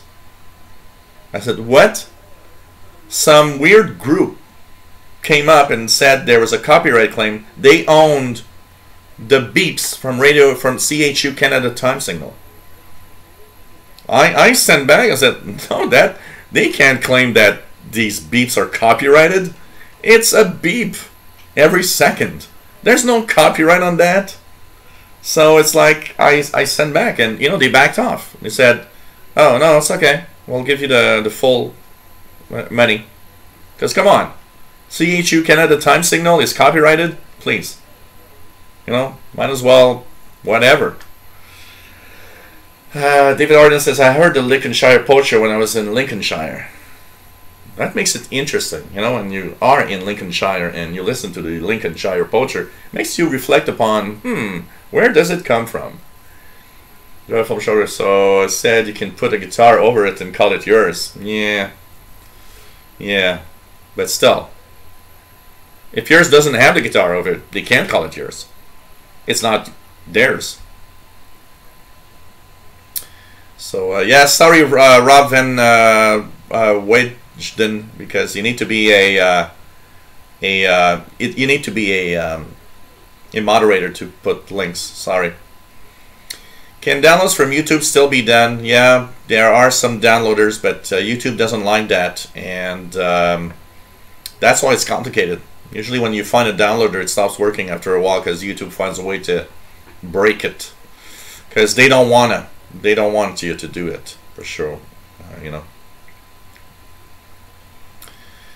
Yeah, it's true that there's so many people in the chat room. There's so many people watching the show anyways, you know. It's like, it's kind of cool. It's pretty cool. Danny Shortwave Radio DX. Hello there. And Kevin O'Reilly says, I have a QSL for that too, Joe. I think we are the same vintage, 50 years old. Yeah. A lot of that going on. Paulie Steckler says, any Friday Shortwave Radio show is a good Friday. Yeah. So, David Williamson, yep. Enjoying the beer, absolutely. PLF Radio, Gilles, you even have QSL on 60-meter international band? A lot of them. I have on the 60-meter band, Ecos del Torbes from Venezuela, Radio Barquisimeto, that was also in Venezuela. I've got a 4VEH QSL from the station in IET that was broadcasting on 4930 in the early 80s. I've got Radio Reloj in Costa Rica, 4832. I've got more than that. I've got I've got some African QSL cards from there, like I've got Radio Nationale Chadienne that was on 4904.5. I got a QSL from them. I've got several Africans. Radio. But I got Namibia. I've got well, what do I've got tons. I've got I've got Zimbabwe. I've got how many others? I've got a lot. I've got tons of them on the 60-meter international band. The only band I don't have a QSL from is the 120-meter band, 2 megahertz, because I've never heard a shortwave station there. Never in any time of my life. So that's the only band that's missing in my collection. Because apart from that, I've got a QSL card for the 90-meter band, 60-meter band, 49-meter band, 41-meter band. Got a QSL from the 31, 25, 22, 19, 16, 15, and 11-meter band. I've got a QSL on every band except 120-meter band. Never heard a station there. So, you know. Richard Cook says 6400 is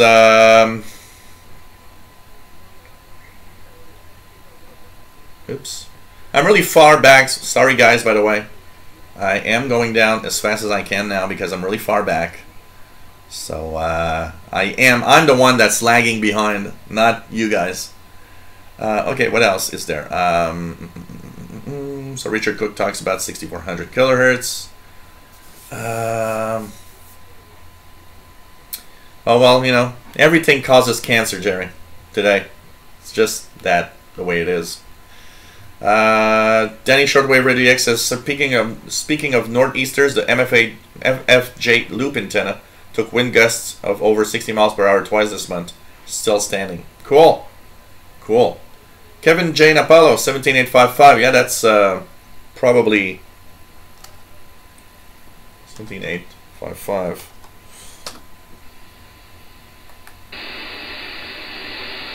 And there's something there very weak. I think that's Spain or something like that. I'm not sure. What else do we have? What else do we have?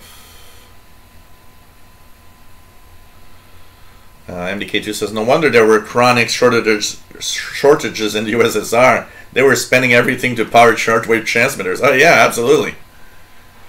Pauline Steckler, we pretend to broadcast on 18 frequencies and they pretend to pay us for broadcasting on 18 frequencies.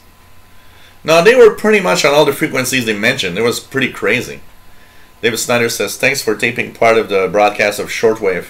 Will the documentary come to New York City? You'd have to ask Amanda Dawn Christie herself, because I know that Toronto, she doesn't have a place in Toronto to play it right now. It's coming to Montreal. Somebody asked me why you didn't put the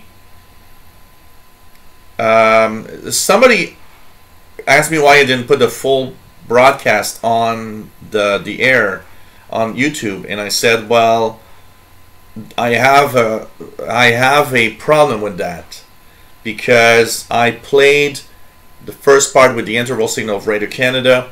I played the part where there's the discussion of what the document is all about, but for me, I felt like if I take all of it and put it on YouTube, I have the impression of stealing the documentary, and did not want to do that.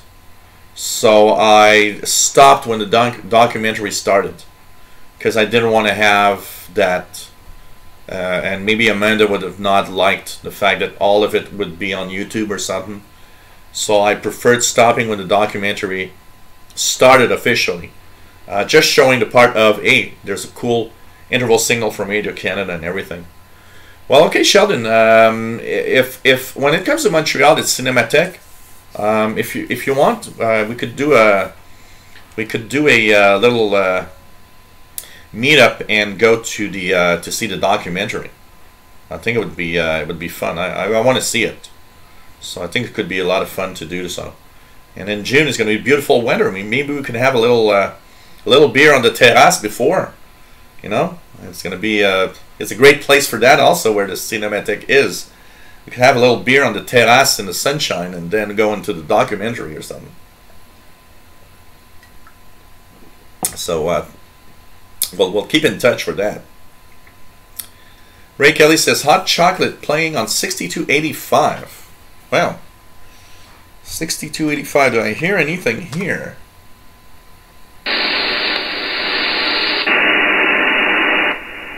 Nothing here. Let's try again. 6935 upper sideband. Nothing there. 6960 is definitely there, but it's very weak. I can't. Oh, I hear music. I hear music. 6960 AM. I can hear barely, but I hear the music. So there's a pirate on 6960 AM. It's coming slightly here in Montreal. So Rob Van der Wisden, yep, 2 pirates, 6385 upper, 63, what am I doing? 6935 upper and 6960 AM. MDK2 says, I encountered the CNR1 channel jamming other stuff all the time. I haven't heard the fire during a few months though. And one frequency time I could count last summer isn't on this summer. I've heard, I think, you know what, they moved the fire drip more to the CNR1 jammers instead. By putting China National Radio, it feels like a legitimate transmission rather than just jamming. Because the fire drip is jamming, and it feels like jamming, it sounds like jamming, with that Chinese music all the time. But if they put, you know, China National Radio, it just feels like not jamming. I know it's weird, but kind of feels like not jamming. KC Red Dragon, it's a pirate station on 6935. No ID yet. I don't know if anybody has an ID. Noise Jammer, nice to have you here. Thank you for the nice comments. So, well, Ralph, look at that. When you have claims on videos, look at the content and think about it. Don't, and by the way, if you guys that have a YouTube channel, don't try to remove copyright claims all the time, because it's not going to work and you'll have problems with YouTube if you do so. But when you are sure about something, go after it. And I'd say that most of the time, it comes in your favor. So I can tell you that. Henry the DXer had the copyright claim on the video, which had the Algerian national anthem. YouTube said it was from an Algerian comedian. Crazy. I had copyright claims over the Holy Quran on the broadcasting of Saudi Arabia. As soon as the Holy Quran comes on, after about 30 seconds of listening to that, I get copyright claim. So, you know, it's crazy. So it's just crazy, honestly. What else do we have? Yeah, it's the Ray Kelly that is a member of the CIDX Club. It's been a long time since Ray been here. Was a regular at the beginning of the shows. Pretty cool. Of course, the Cold War woodpeckers. Absolutely. These were amazing. These were amazing. Harry P., hello there. His Voice of Grace on 9420. 9420. Let's go check it out. And I've got absolutely nothing. I've got nothing on 9935 either. I don't know if any of our European viewers can check it out, but I've got nothing on 9420. David Arden says, copyright was claimed in a video consisting of only 2 white noise, so I guess anything is possible. You know, and don't forget also that a lot of the copyright claims are automatic. It's a computer just, you know, deciding that according to some of the things it has, it's copyright claim. MK2 says, I think YouTube should put the burden of proof on the copyright claimant. It should take more than just saying, hey, that's mine. You know, I understand that, and yes, honestly, you know, I mean, when you get a copyright claim on CHU Canada time signal, you should prove, if you have a copyright claim, you should prove it. You know, it's funny because if I issue a copyright claim, and that's where you see that it's not equal. They're automatic copyright claims, but if I get one of my videos stolen by somebody, it's not an automatic copyright claim. What's going to happen is I have to issue a copyright claim, and I have to upload my original video, the part where that is playing, and so they can compare that, yeah, that guy stole my video. So it's funny because for me, I have to do that. I have to go and say, hey, this is mine, and here's the proof. Where a lot of the copyright claims are automatic, and it's just like, whatever.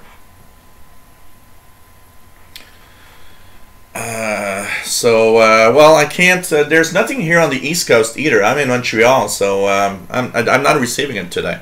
No Grease on 94.20.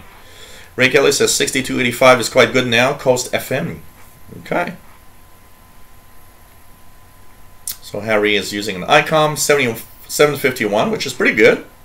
Pretty good radio. Okay. Going down. Yes, I know I gotta get my ham license. And I'll get a lot more Cubacells out of the bands, absolutely. For sure. No MDK2, no shows tomorrow, Saturday. And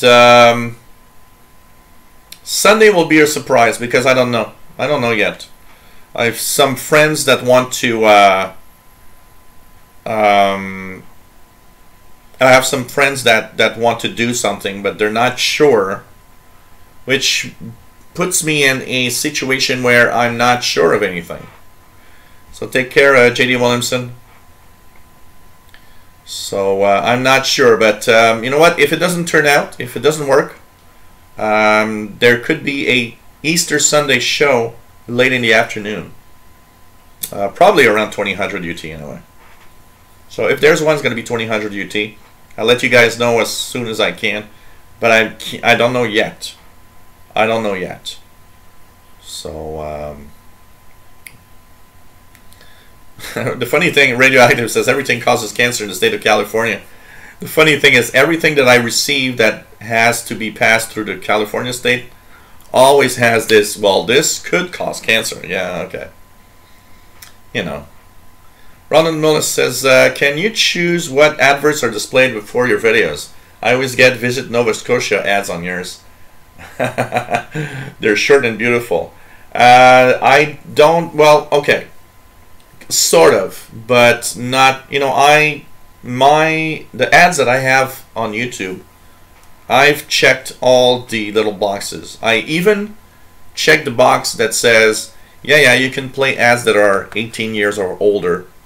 Typically meaning you could have a beer ad on my channel, which I've never seen, and I've never seen an ad. Well, I've seen an ad for Meet Chinese Women, but I still understand what it has to do with, you know, shortwave. Maybe because of my China Radio International stuff. I don't know. But you can't really choose the ads per se, but you can choose the categories of ads that come. But honestly, a YouTuber wants every possible ads to exist, so everything is open, and pretty much all chosen by Google. Google decides what they want to put in front of my videos, but you know. The other day, I actually posted on my Facebook wall a picture of a ad that played in front of one of my Windows channel that said the ad was meet Middle Eastern women that are easy. And I'm not joking. That ad played in front of some of my videos. And I remember looking at it, and you know, last year there was like a wave of people, like companies were going crazy with type of ads they would play in front of the types of content. And I was like, wow, this is kind of the reverse. What the hell is meet Middle Eastern women that are easy doing in front of, hey, we now are going to show you how to go in settings in Windows 10. Hope you didn't meet that easy going Middle Eastern women. You're not going to be here. You look at that and you're like, oh, really? Okay, that's kind of an interesting one. So, Rob Vender, Wedgden. I often listen to the SDR on 20. Absolutely, I do it regularly. So Bill Trenter. Hey, nice to have you here. Pretty cool. Pretty cool to have new people. Nissan Greenwich, nice to have you here. Been a while. It's been a while. So, like I said, Radioactive, I'm not sure what's going to happen on Sunday, actually. It depends on what's going to happen with my... Sheldon, yes, I will make it to the documentary. I might actually have more comments on the documentary, though. Sheldon. I will want to see the documentary, but probably what's going to happen, Sheldon, is going to have a few beers before, watch the documentary, and then I will want to have a few beers after. It's going to be one of those, beautiful summer evenings. Maybe it's going to rain and just look like hell also, and be cold and cool. Who knows? They're playing Pink Floyd on Radio Exterior de España, 15520. Wow. Alvin Chipmunk, nice to have you here. It's always fun to have everybody on board. Mickey says, I know it will not be the beer, Sheldon. We'll be there for but a candy of another sort. God. What's the best shortwave listening antenna for a tight budget? A long wire. Pretty much. But it all depends on... it all depends on what... how much money you gotta spend, but a long wire is very surprising if you don't have a lot of noise, and experimenting all sorts of antennas is also an interesting thing to look at. But you know what? Try a long wire. It's very surprising what you can have with that. And the K2 says astronomy domain. That's kind of a weird one to play on Spain. PLF Radio, take care, my friend from France. What else do we have? Richard Cook has nothing on N420. It seems to be off, honestly. Radioactive has a WeatherFax on 1108.8.1 upper sideband. What else do we have? Hey, Dark Noise NL. Nice to have you on board from the Netherlands. Always cool to have everybody here. Pretty cool. Radioactive says you'll take the bull by the horns and tell your friends that the party is at your house on Sunday and they'll be the extras in the movie you're making. I can tell you for a fact that none of them will want to appear on camera. I even have one of my friends the other day that told me, how do you do that? What? Don't you look at yourself in the camera and just look at the video and say, wow, I don't like looking at myself? And it's like, yeah, I don't like looking at myself. But you get used to it at some point. And it's like the voice. When you listen to your recorded voice, you don't like it. You don't like the sound of it. Even though everybody tells you, I don't know how many times someone told me, hey, you got a great radio voice. Yeah, but when I listen to my voice, I find it kind of whiny and not nice. But you get used to it. But a lot of people don't want to be in front of the camera at all. So, Dark Knights, no, I've not tried a mini whip antenna, but apparently there's one coming. Some some viewer is actually sending me one, so I'll know what it is or how it works in person. There's a few people that I know that use one. Fastlow in the chat room has one, seems to enjoy it, and many of the the U20 software defined radio, which is amazing, uses one and it looks amazingly good. So I'm very, very curious to see what it is, because everywhere that there's one working, it seems to be amazing. So for now, what I see of that mini whip antenna is something very, very positive. Richard says 15120 coming in, not too bad. What's on 15120? Yeah, there is something on 15120. It's not super strong, but it's there. So 15120 is, let's check it out. 15120 with 15120 is Voice of America. Oh yeah, they're back on that summer frequency they had from Greenville, North Carolina, and it's transmission to West Africa. 15120. There's something really strong here, which is, I think, Cuba. No, this is Spain. 15390, that's Spain. And it's probably the same as 15. Oh, this one is very strong. Here we go. This is Spain on 15520, and it's very, very strong. 15520 with some Spanish broadcast. Casey Red Dragon, interesting radar on 10290. What's on 10290 here?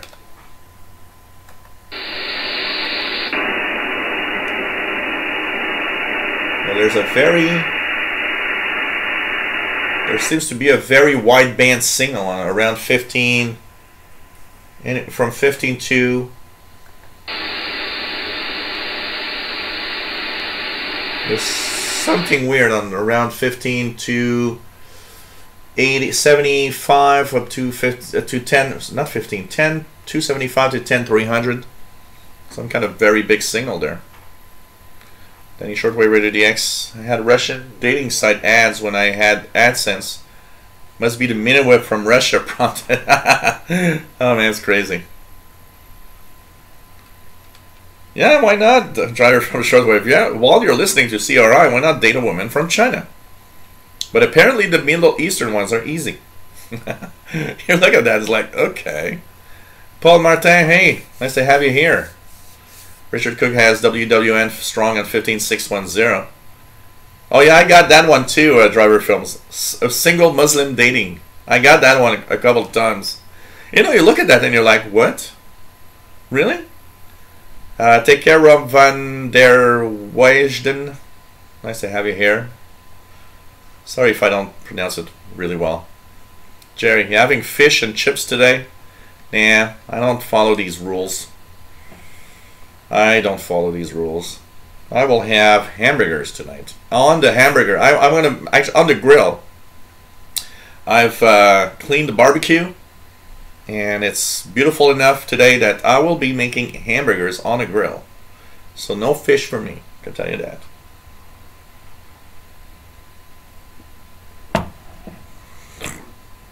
No, Rock Ristorante 15120 is it is Nigeria earlier in the day. They actually have, and I hear it regularly, they have that DRM transmission on 15120. But at this time, it's Voice of America from Greenville.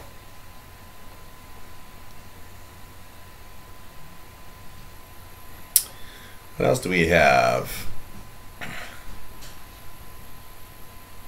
Yes, absolutely. Time to have a CIDX plug. And hey, let me just go on my desktop here. I think it's still there.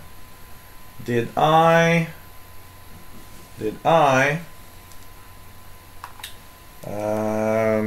Messenger? I don't find. Yeah, no. Was that the messenger for? Yeah, it's this one. I think it is. There we go. So if you guys want to have a great little bulletin every month in your email, the Canadian International DX Club Messenger Bulletin. This is the March edition. We're a week away or soon to have the April edition. CIDX is the Canadian International DX Club, but don't be fooled. It's not because it's Canadian that it's only for Canada. It talks about everything radio. It's for everybody around the world. It's a great club, and it's very inexpensive. $10 a year, $25 for 3 years. That's really, really not expensive. You're part of a club. You have this nice bulletin, very well-made bulletin, every month, and basically you have the tons of information about medium wave, VHF, UHF, scanner radio, amateur radio, shortwave radio, radio schedules in English, logs of any kinds for medium wave, shortwave, QSL reports, DXing of all kinds, and all the information it's a very, very well made bulletin. One of the most professionally made bulletins for what is a radio club, honestly. It is a great, great little publication you get every month in your email. It's a PDF file. And you know what? You can ask Sheldon for a sample copy, free of charge. So you want to see what it looks like? Just ask Sheldon. He's a great guy. I met Sheldon so many times. He's a great guy. He's going to be happy to send you a little, sample of the bulletin. CIDXclub@yahoo.com. CIDXclub@yahoo.com. You send a little, hey, I want to have that bulletin and see what it looks like. He's going to be happy to send it to you. And it's a great, great club to be. And I am a member, of course, and I love the CIDX. It's great bulletin and a great reading every month. It's pretty nice, and it's just so inexpensive that it's just so cool, and keeps you up to date on everything that's happening in the world of radio, basically. So CIDXclub@yahoo.com, and the April edition is soon to be here for those that are members already. Hey, Danny from Australia, nice to have you on board. And we have Scott Collier. Nice to have you here. Good afternoon from Missouri. Thank you very much. Nice to have these comments of like my channels. JDX, lots of love on 7200 LSB. Oh yeah, lower sideband 7200. It's that nut job frequency. Oh, by the way, I got a hate mail. I have to talk about it because I found it so funny. And I don't really care for whatever that was. I got a hate mail of somebody said to me that I should not ever bash and be bad with Brother Stair, that he's been on the air for years and he's just a great guy. And you know what? I've been able recently to not respond to any of these things, and because I wanted to respond, well, if you like pedophiles, that's your thing. But anyways, I got a very long email saying that I look bad talking about Brother Stair in the wrong way, and that I should not do that. So I guess there's Brother Stair lovers out there for some reason. I don't know. Oh God. Oh God. What else do we have? I was still like, oh man, this is just crazy. Okay. Of course we all miss Radio Australia. I miss Radio Australia terribly. That was one of my favorite summertime listening or early morning listening. 9580 was always a great frequency.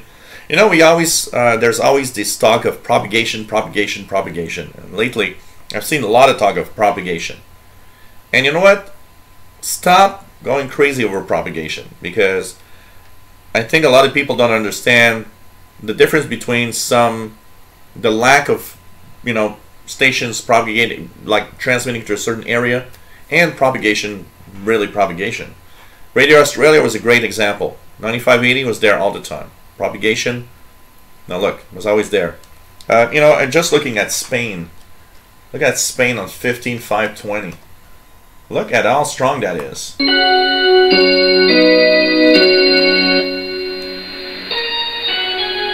Spain is a great example that, look, 15520 is propagating from Europe, from Spain, really well.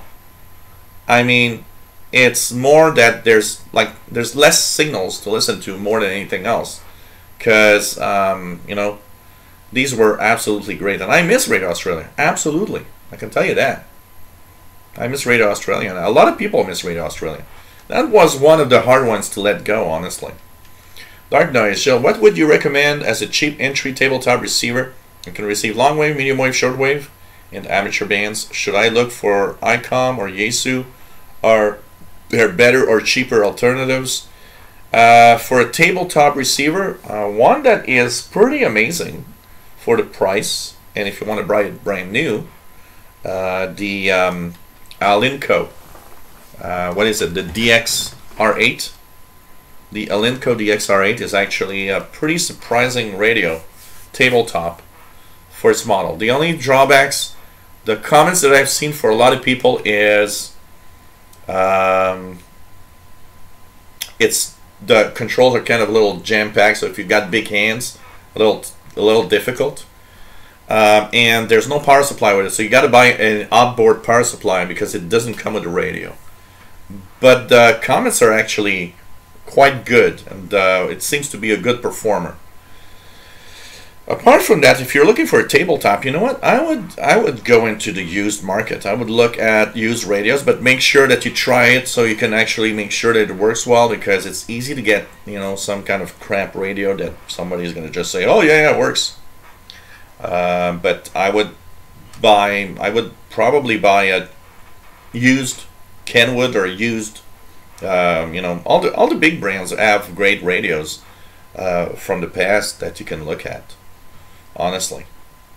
So use receivers, but don't look at them on eBay. Look at them on, you know, local, you know, where the best place, either a Hamfest or local classified ads are the best place. eBay, they've been, you know, they're selling those for way too much. I can tell you that. So, you know, it's crazy. MDK2 says, my turn to come over to hit your place and eat. Yep, no problem, MDK2. I'll wait for you. Gabby Gones says, cook me a hamburger too, please. Nothing like hamburgers on the grill. It's just so good.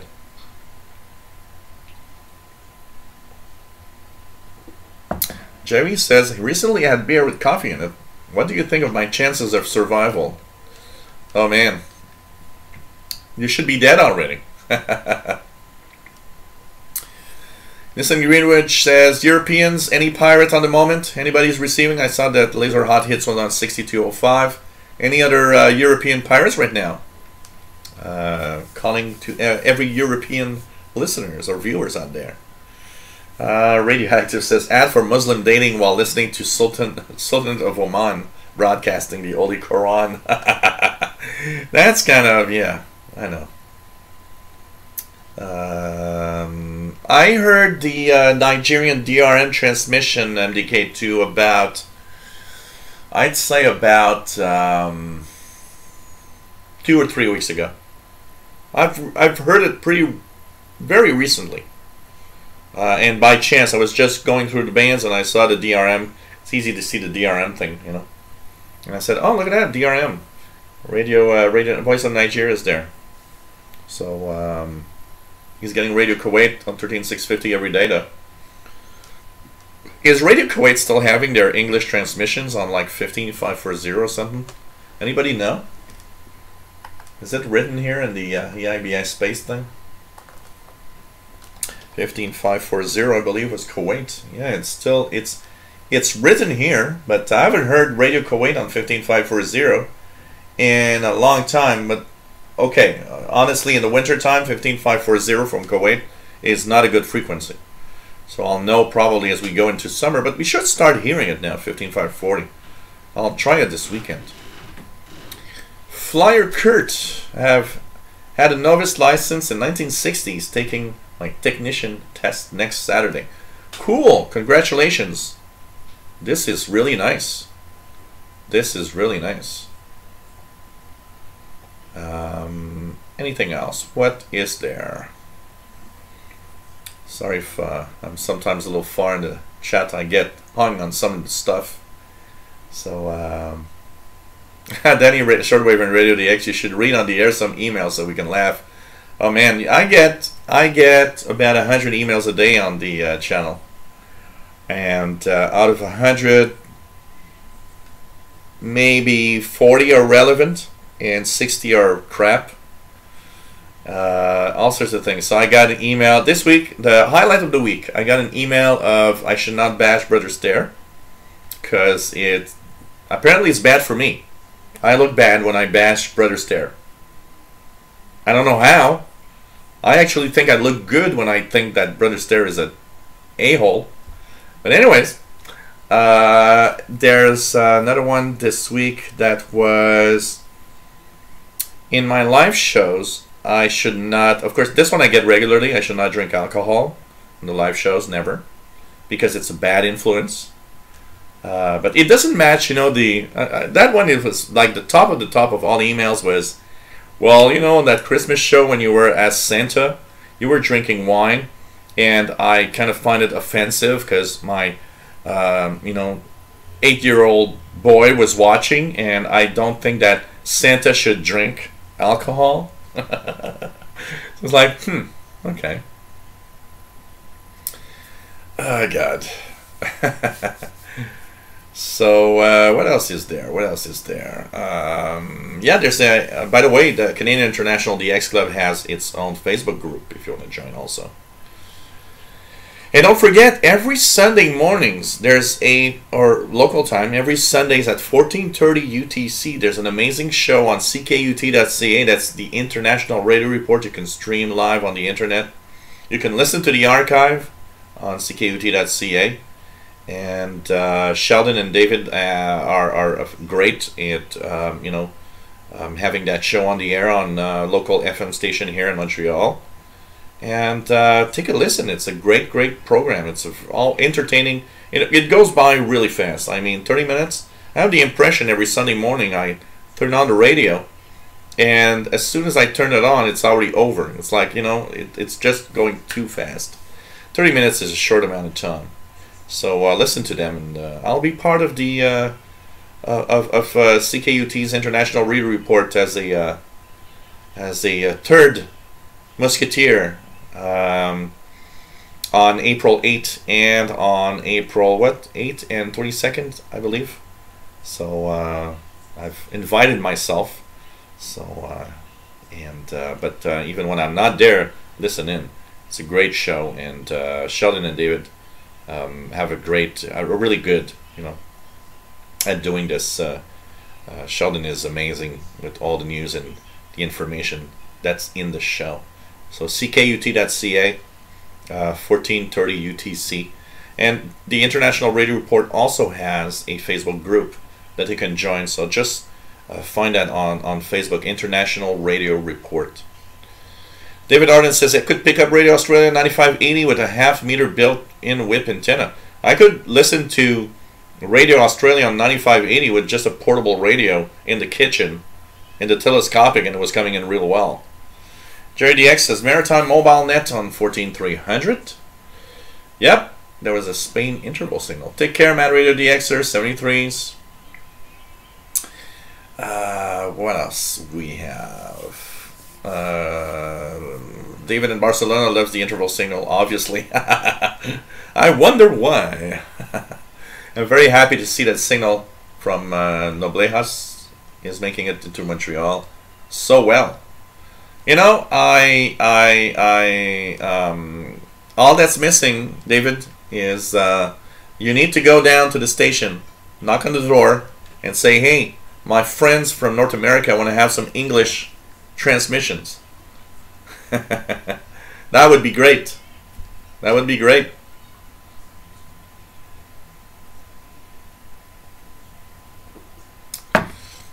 As Danny Shortwave Radio DX, I would look at a used one or a big portable like the Grandic 750, 800. I would I would prefer a used tabletop than one of those big Grundigs, honestly. Fast loads 15,520. Yeah, at some point they kind of 520. Is it still there? It's yeah. Oops. I think it's gone now. It's still there. Yeah, they've left the band. They've left the band. Mickey Dalmash says Australia, Aussie Radio now on new frequency 4835. Heard here in Alberta, as is 5055 for KZ. Wow, I've tried a few times. I don't hear those. They're very low power, very low power. And by the way, thanks Mickey for the logs, because I find it really interesting. I've been copy and paste in a Word document and keep them and look at all the logs. It's very, very interesting to see all the stations. Dark Nice found 2 pirates on the 20th web SDR, probably Dutch ones too, just right after medium wave spectrum. After the medium wave spectrum. What else do we have? Sean Narvi does the chat not allow tiny URL links. I just tried to post one and it wouldn't accept it. Oh, that's interesting. I don't know. Nobody has done one. So from what I know, so it's kind of weird. It should technically accept all links. So it just got rejected. Maybe something they don't want everything in there. Wow. I don't know. I don't think anyone tried to before, so I don't know. Huh. Kind of interesting. Dark Noise, second Dutch pirate on 1645. But it is possible, absolutely, you know. I can tell you that. Weather forecast on 6501. Yeah, that's from Chesapeake, Virginia. Let's try 8764. They're also 8764, but it's weaker. 8764. 6501. Fresh Amerigo Force northwest winds are forecast for the western bay of Campeche through Saturday afternoon. So that one. Return flow will establish 2130, 2205. We're at 2217, so it's somewhere there, but that's the Chesapeake, Virginia one. The northwest gust Wednesday morning, and extends from Panama City to southeast. So that's the Chesapeake, Virginia. It's funny because every time I post a video of this, there's someone that follows my videos that actually works there and always tells me, oh, it's so cool that you heard a weather broadcast today. It's just funny. So you know, William Helm says the man has friends the rest of us can do without, yet we are enemies or believers, I believe. You know, what I have to say about a lot of what I receive as mail is the fact that a lot of people are incapable of accepting point of views from others, which is not my problem. You know, I've had a rant on the Windows channel with a guy last week, and he said, well, you know, you have your point of view, but you're kind of, you know, not listening to me and everything. And I said, look, I'm not a bad guy. I let your comments go through. If I let your comments go through, it means I accept that you decide that you're not okay with whatever. And I said, if I would really be a bad guy, I would not have let your comments go through. I thought, you know, first of all, they're well formulated. They don't have any F words or whatever. And I accept criticism. That's why I let it through. Look at that, your comments are there. And said, well, okay, well, thanks. You know, I said, I don't agree. But it doesn't mean that you're wrong. Or it doesn't mean that, you know, I'm not the kind of guy that if I don't agree with you, I'm going to block you. It's not what I do. If you have a valid point of view, I'll let it go through. And there's a lot of comments I'll let go through that are like, well, I think that you're wrong on this. Okay, explain yourself. Got a problem with that, and let people decide depending on what they read, you know. But man, if you have some kind of you know, if you use the F word at every 3 words, if you hell, you know what? There was a guy said F yeah, that worked, and I removed it, and he came back to me and said, well, you removed my comment. I said, look, man, I don't let through anything that has the F word in it. It's just a question of getting it clean. Next time, or just repost the comment into... First I said, I didn't ban you. I just removed it. I could ban everyone.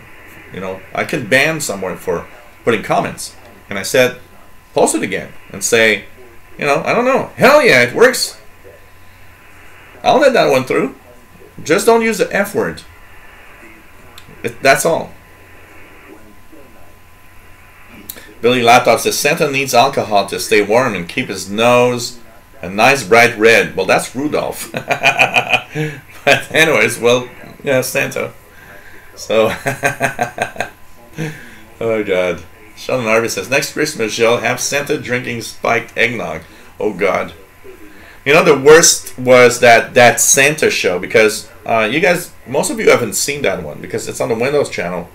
I was with my nephew. And that's not last Christmas, it was the Christmas before. I got real drunk alive. I drank a full bottle of wine, and me and my nephew, we were having shots. Vodka shots every 10 minutes. Santa was so drunk at the end, it's like, even today somebody actually sent me a comment and said, hey man, I looked back at your show from Christmas of 2016, and I'm laughing my head off. Best show ever. And I'm like, man, I looked at the show and I was like, oh God, I was so drunk live on YouTube. So he says in the comments, he sent me a comment saying, hey, I love that show. You know, I was hurting everywhere because I laughed too much. And I said, well, I can tell you one thing. Santa was hungover really, really good the next day.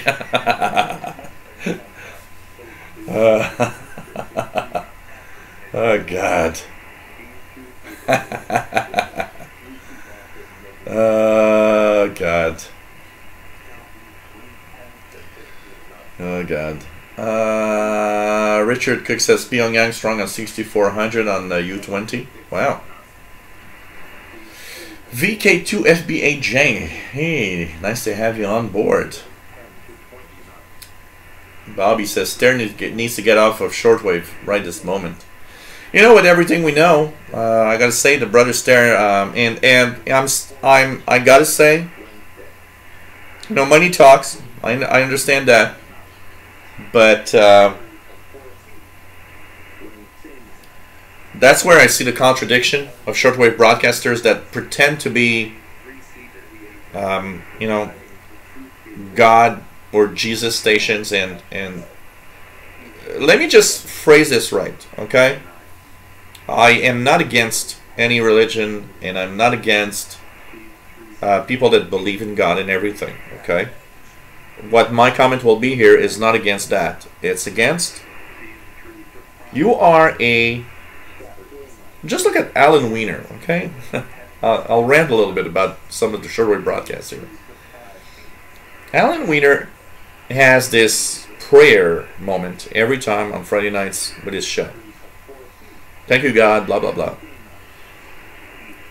And at the same time, you accept, so you believe in God, you believe in, because for me, and I gotta say, if you believe in God, for me, there's two things that go together. You believe in God, then you believe in what's right and fair. Because for me, that goes together. And of course, money, I understand, money talks. But you do your prayer, you end the show, and you've got Brother Stare, which is a pedophile, molester, whatever, next. And the only reason you just shut your eyes, because the evidence is so clear that that guy is really a pedophile. Just because he got cash at the end of it. I still have a lot of problems with that, I can tell you that. And you know what? I rant at WBCQ right now. I'll rant at WRMI. I stumbled across Brother Stare on WRMI. I'm sorry, but you guys, I've lost a lot of my respect towards who you are and what you apparently believe in. I'm really sorry, but I got a lot of problems with that. Got a lot of problems with that. You know, maybe I'm an innocent guy. Shouldn't think like that. But I think it's because, no, I'm a good guy. And I think at sometimes, you know what? Yeah, I want to get those millions. You know? Yeah, sure. Hey, take care, Sheldon. Always nice to have you on board. Have a great weekend, a great Easter. And take care. Always nice to have you on board, Sheldon. Brazil on 11780. Yeah, pretty good. Radio Nacional Amazonas from Brazil, 11780 with some music right now. Pretty cool, pretty cool. Fast load, some weird transmission on 6586 upper sideband.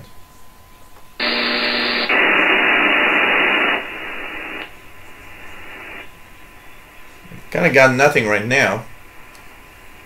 6586. Isn't that one of the aeronautical frequencies? I'm not sure, but I think it is. Oh, radioactive. You confirmed that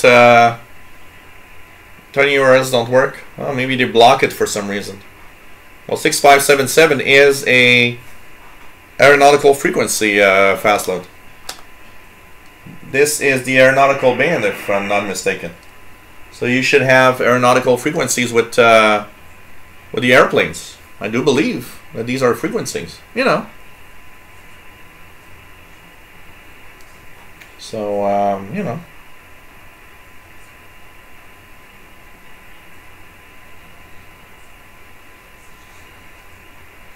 Well, you know, Jerry, you don't. So imagine if the 80-year-old kid believes in Santa. Maybe that's why you got some problems. So Google tiny URL works, but not the ones that are, yeah. Piet Mondria student. Check out Osberg Shortwave YouTube channel. He is getting US medium wave signals in the UK. Yeah, he's got tons of very, very nice videos.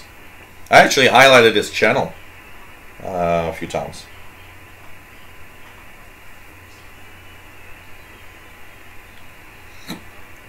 What's the farthest DX station you have ever were able to receive on your setup? Do you still find new stations when DXing? Great question. Okay, the farthest that I've received here, well, you know, probably is in terms of distance, like Australia or something like that. Radio Australia is a good one, but also because for me, distance isn't the only factor for a DX target. Because if you have 500 kilowatts from Australia, yeah, this is aeronautical fast load, 6577 and 6586. November Juliet, New York. Good afternoon. Go ahead. This is New York. This is New York with the airplanes over the Atlantic Ocean, fast load. So if you have 500 kilowatts pumping up your transmitter, I don't consider that necessarily a DX station. But the day that I heard a VK station from Australia, an amateur radio operator, with just a few hundred watts. Now that's DX. Japan on the here's a cell call. This is aeronautical frequencies fast load. So DX is dependent for me of whatever you're listening to. So I've pretty much DX'd almost everywhere here. What is elusive that I've never heard yet? I don't know. But I like to listen to all sorts of signals. So yes, I find new things and new stations when DXing. I'll stumble upon signals I didn't know they exist. The latest DX that I had was I was going through 12 megahertz. I heard a Navtex signal. It sounded like Navtex, and I was surprised a couple of weeks back to listen to Argentina sending their maritime bulletin on Navtex. So yes, I hear DX all the time, new stuff all the time, and I've pretty much heard. I've heard from almost every continent, and there's still a lot of stuff to listen to. Thank you, Danny. Shortwave Radio DX. Have a great weekend, great Easter for sure, for sure. So I didn't hear. Well, yeah, I did hear that explanation. 2 hands on the radio. But okay. At the same time, I do understand one thing. In all fairness, if you're not convicted, you still are supposed to be. VK2 FBHA says about British Stare broadcasts, it's all well and good to be supporting free speech and taking millions of dollars for it, but when the guy acts the way he does, he's crossed a line. Yeah. Yeah,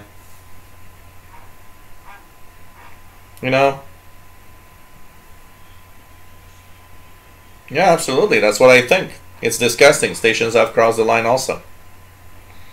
So when Hauser started in radio, he had someone promise him to always have airtime available for him as long as he wanted. Hauser made the same promise to Stare and is living up to that promise.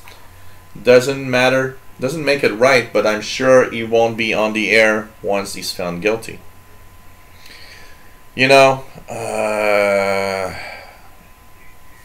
It's just crazy.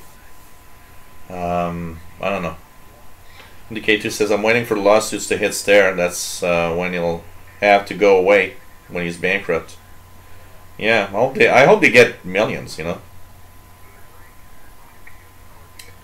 And a bit fuzzy now. I am clear here.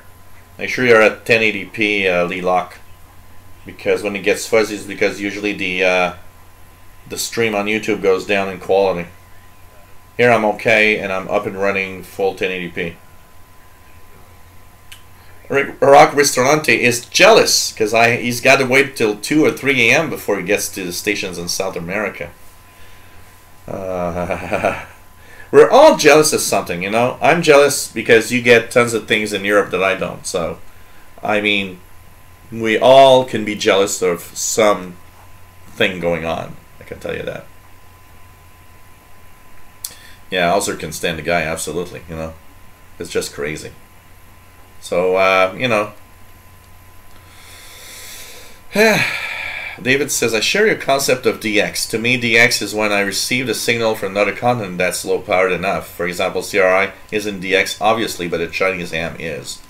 Well, if I do listen to China Radio International direct from Beijing, it is more fun than listening to CRI from Cuba.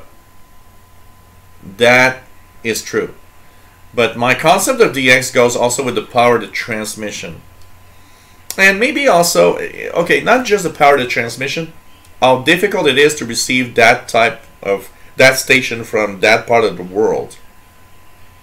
For example, Radio Thailand is more of a DX target for me because it's difficult here in North America to get Thailand. And when it comes in real good and I listen to the program, I'm happy, you know? I'm actually happy. Maury at 330, that's a nice, a good question also. Maury at 330. Would it be considered DX if you can hear a station almost every night? You know, first, okay, let's do one thing. Let's do one thing. It's that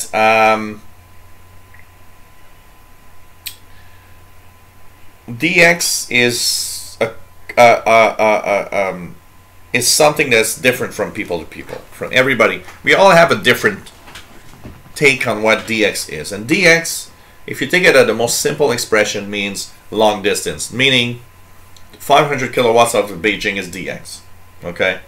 If you take it in that.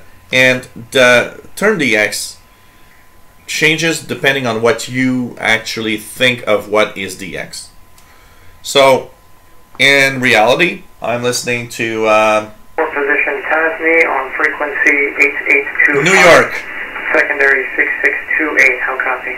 So this is New York aeronautical. Well, New York is far away. It's, according to the term, DX. But as you listen a lot to the shortwave bands, what happens is that your personal idea of what is DX changes. I think that's what's happening. I've been listening for 36 years. Wow, I can't believe it, 36 years to shortwave.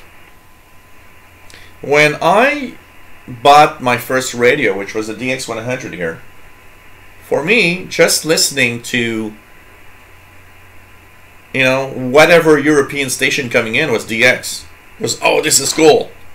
This is Bulgaria. This is Hungary. This is France. It was DX. It was DX because it was brand new, and everything was DX. Everything was amazing. Everything was cool.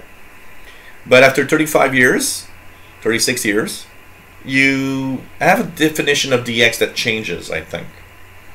And my definition of DX is that technically everything is DX, but my definition of DX personally will now be based on more of a difficult to receive station. So, considering that, a station I hear every night, easily, even from the other side of the world, is nice. Okay, I'll say it in a different way. It's nice DX. It is kind of a DX. But it doesn't reach the standard of... It will be DX for a while. Meaning, for me, the first time I hear it, oh, cool. That station from Antarctica. But if I hear it every day, it will be a nice DX listening. But it doesn't reach the definition of DX that I give myself. So I think that's the thing. That definition, I give it myself, honestly. And it depends on what I decided that DX was. You know? Honestly. So, and I think DX is very dependent of everybody. We don't all have DX the same way. And we don't think of DX the same way. Lelox says DX just means listening to a distant station. Exactly. So, you know, DX, technically DX is everything we'll listen to on shortwave. Because everything is pretty much fizzy. Lelox. Radioactive. Joe, when are you going 4K? Not soon. Can tell you that. I actually don't like my face in 1080p, so imagine 4K. Take care, Ralph Bender. Before everybody goes, just want to say one thing. Today I will share half my donations with eibispace.de website that has, you know, the shortwave schedules that they update all the time. We often take for granted all of these wonderful websites that help us out in our hobby. So I think it's fair that we actually share a little bit. So If you want to share your donations through paypal.me/shortwave or through the Yahoo email there if you're on PayPal, I will share half of them with our friend there on the EIBISpace.de website. And you can become a patron at patreon.com/radio and computers. Join 9 patrons that give me a little something every month. And it's a great way to keep me on the air. If you like what I do, if you like the shows that I do, please think about it. You know, I mean, I do take a lot of time creating these shows and, you know, doing these shows. And obviously a lot of people enjoy watching them. So please think about it. If it's a good cause. And you know what? If you never donated and you are capable, maybe that's the time to do it. Ah, man. Two Hands in the Radio says, Hauser also explained what happened to the GoFundMe money raised from the transmitter fire. It went to pay workers to clean up the old transmitter. I thought that sounded shady as well. Yeah.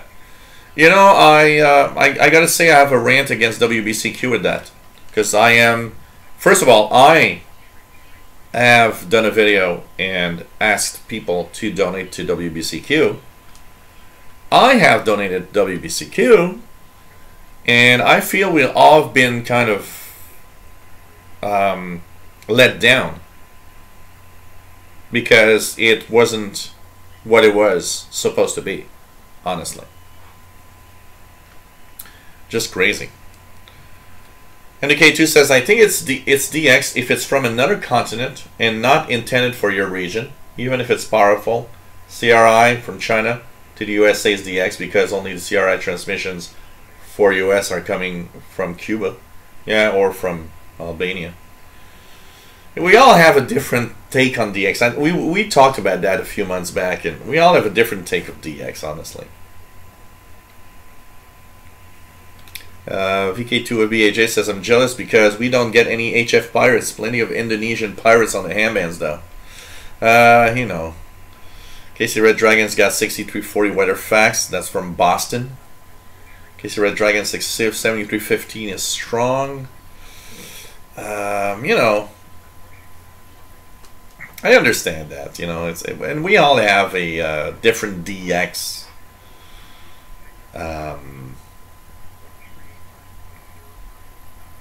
You know,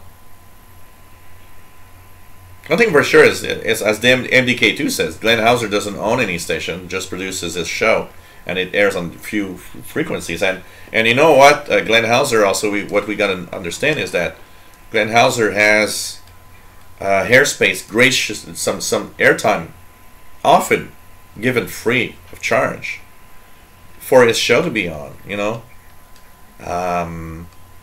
which is different from what Brother Stare is, which pays airtime. But DX is just remote, you know. But yeah, but for some people, difficult to hear. Yeah, it depends on who you know. You know, depends on who you you know. Mick H says, then you can add the curveball to DX by using a radio with limited capabilities. Yeah, absolutely. Like Mick H, you have a little portable radio, something that is not DX on my Ephedry with a you know, 75 feet of wire in the backyard might suddenly be a DX on my Degen D1103 with just a telescopic.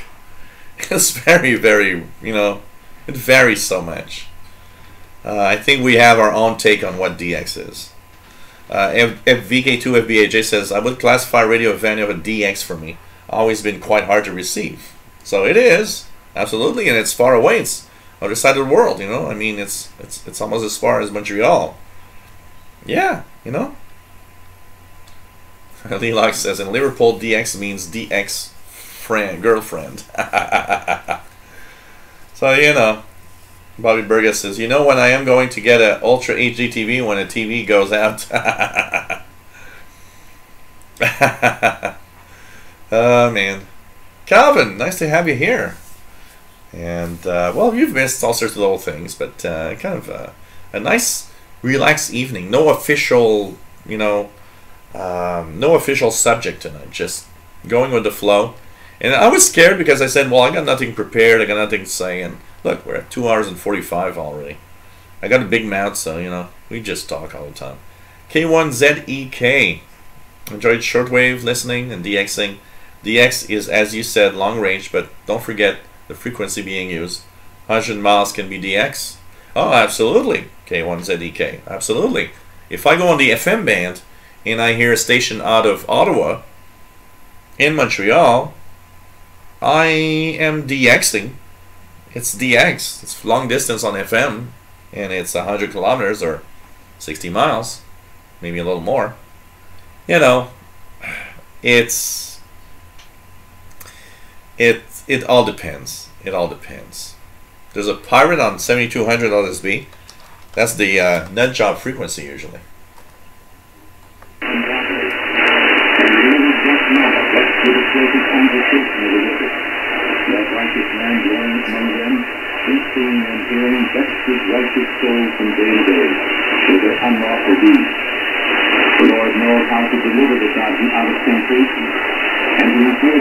The Lord knows.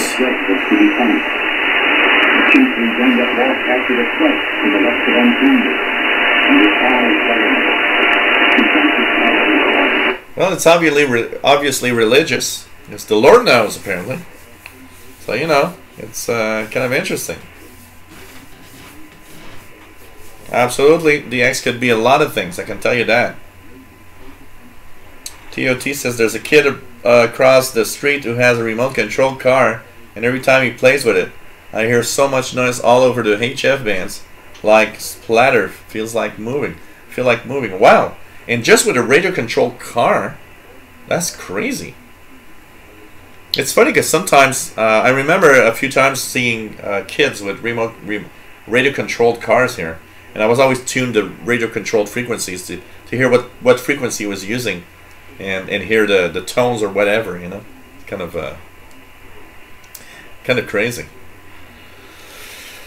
Ah, man, yeah, Bobby. We'll try to do something about that for the Skype hangout and everything. For sure. Maria says he's just a bit south of New York City. Dark Noise says can receive a national repeater on 430 megahertz, which is 120 kilometers away, with a 50 centimeter J-pole on his RTL dongle. Well, that is DX. Yeah, I would consider that DX also. You know, honestly, that's where DX depends. I think the longer you've been listening to the radio, the more exotic DX becomes for you.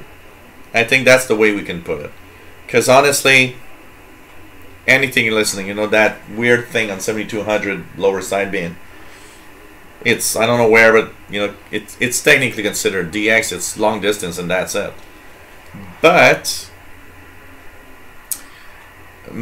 as you listen more and more, DX, the definition of DX gets more complicated because it's kept for some of the things that are more exceptional. So, you know, I will not consider Radio Havana Cuba on 6,000 kilohertz DX in an evening here because I heard that for years on 6,000 kilohertz. I hear it every night.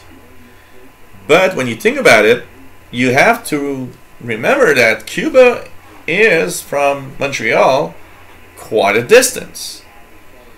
And technically it's DX because it's far away. It's in the Caribbean. It's far from Montreal. Yet, I don't put it in the category of DX because it's something I hear all the time. It's too easy. I think for me to have what we call DX is to have some kind of difficulty, some kind of challenge. There needs to be a challenge for me in that listening experience, in that thing that I want to receive, that signal. And I think that's where my definition of DX is. But I think from everybody, and like I said, when we started listening to shortwave, when I started in 1982, everything was DX. Everything was so cool. Wow, I'm listening to this ham station in Florida. Oh, I'm listening to Europe. Oh, I'm listening to, you know, hey, just listening to CFRX in Toronto was DX. It changed through time. Through time, for me, DX became much more exotic DX. Weirder things that are out of the ordinary, things that are far away but low powered, and so on. You know, it just changes. So, hey guys, I'm going to say goodbye for tonight. So yeah, it depends if the D for DX means distance or difficult, but it means distance. DX means distance. D is for distance. But I think as you listen more, D becomes difficult. Hey, Enoch Nevdal, nice to have you here. So I'm gonna wish everybody a happy Easter, a great weekend. Stay in touch. I'm not sure yet. So Sunday, Easter Sunday, there could be a show at 2000 UT, but I don't know. I'm not sure yet. So if there is, we're going to, of course, try to tell everybody as soon as possible.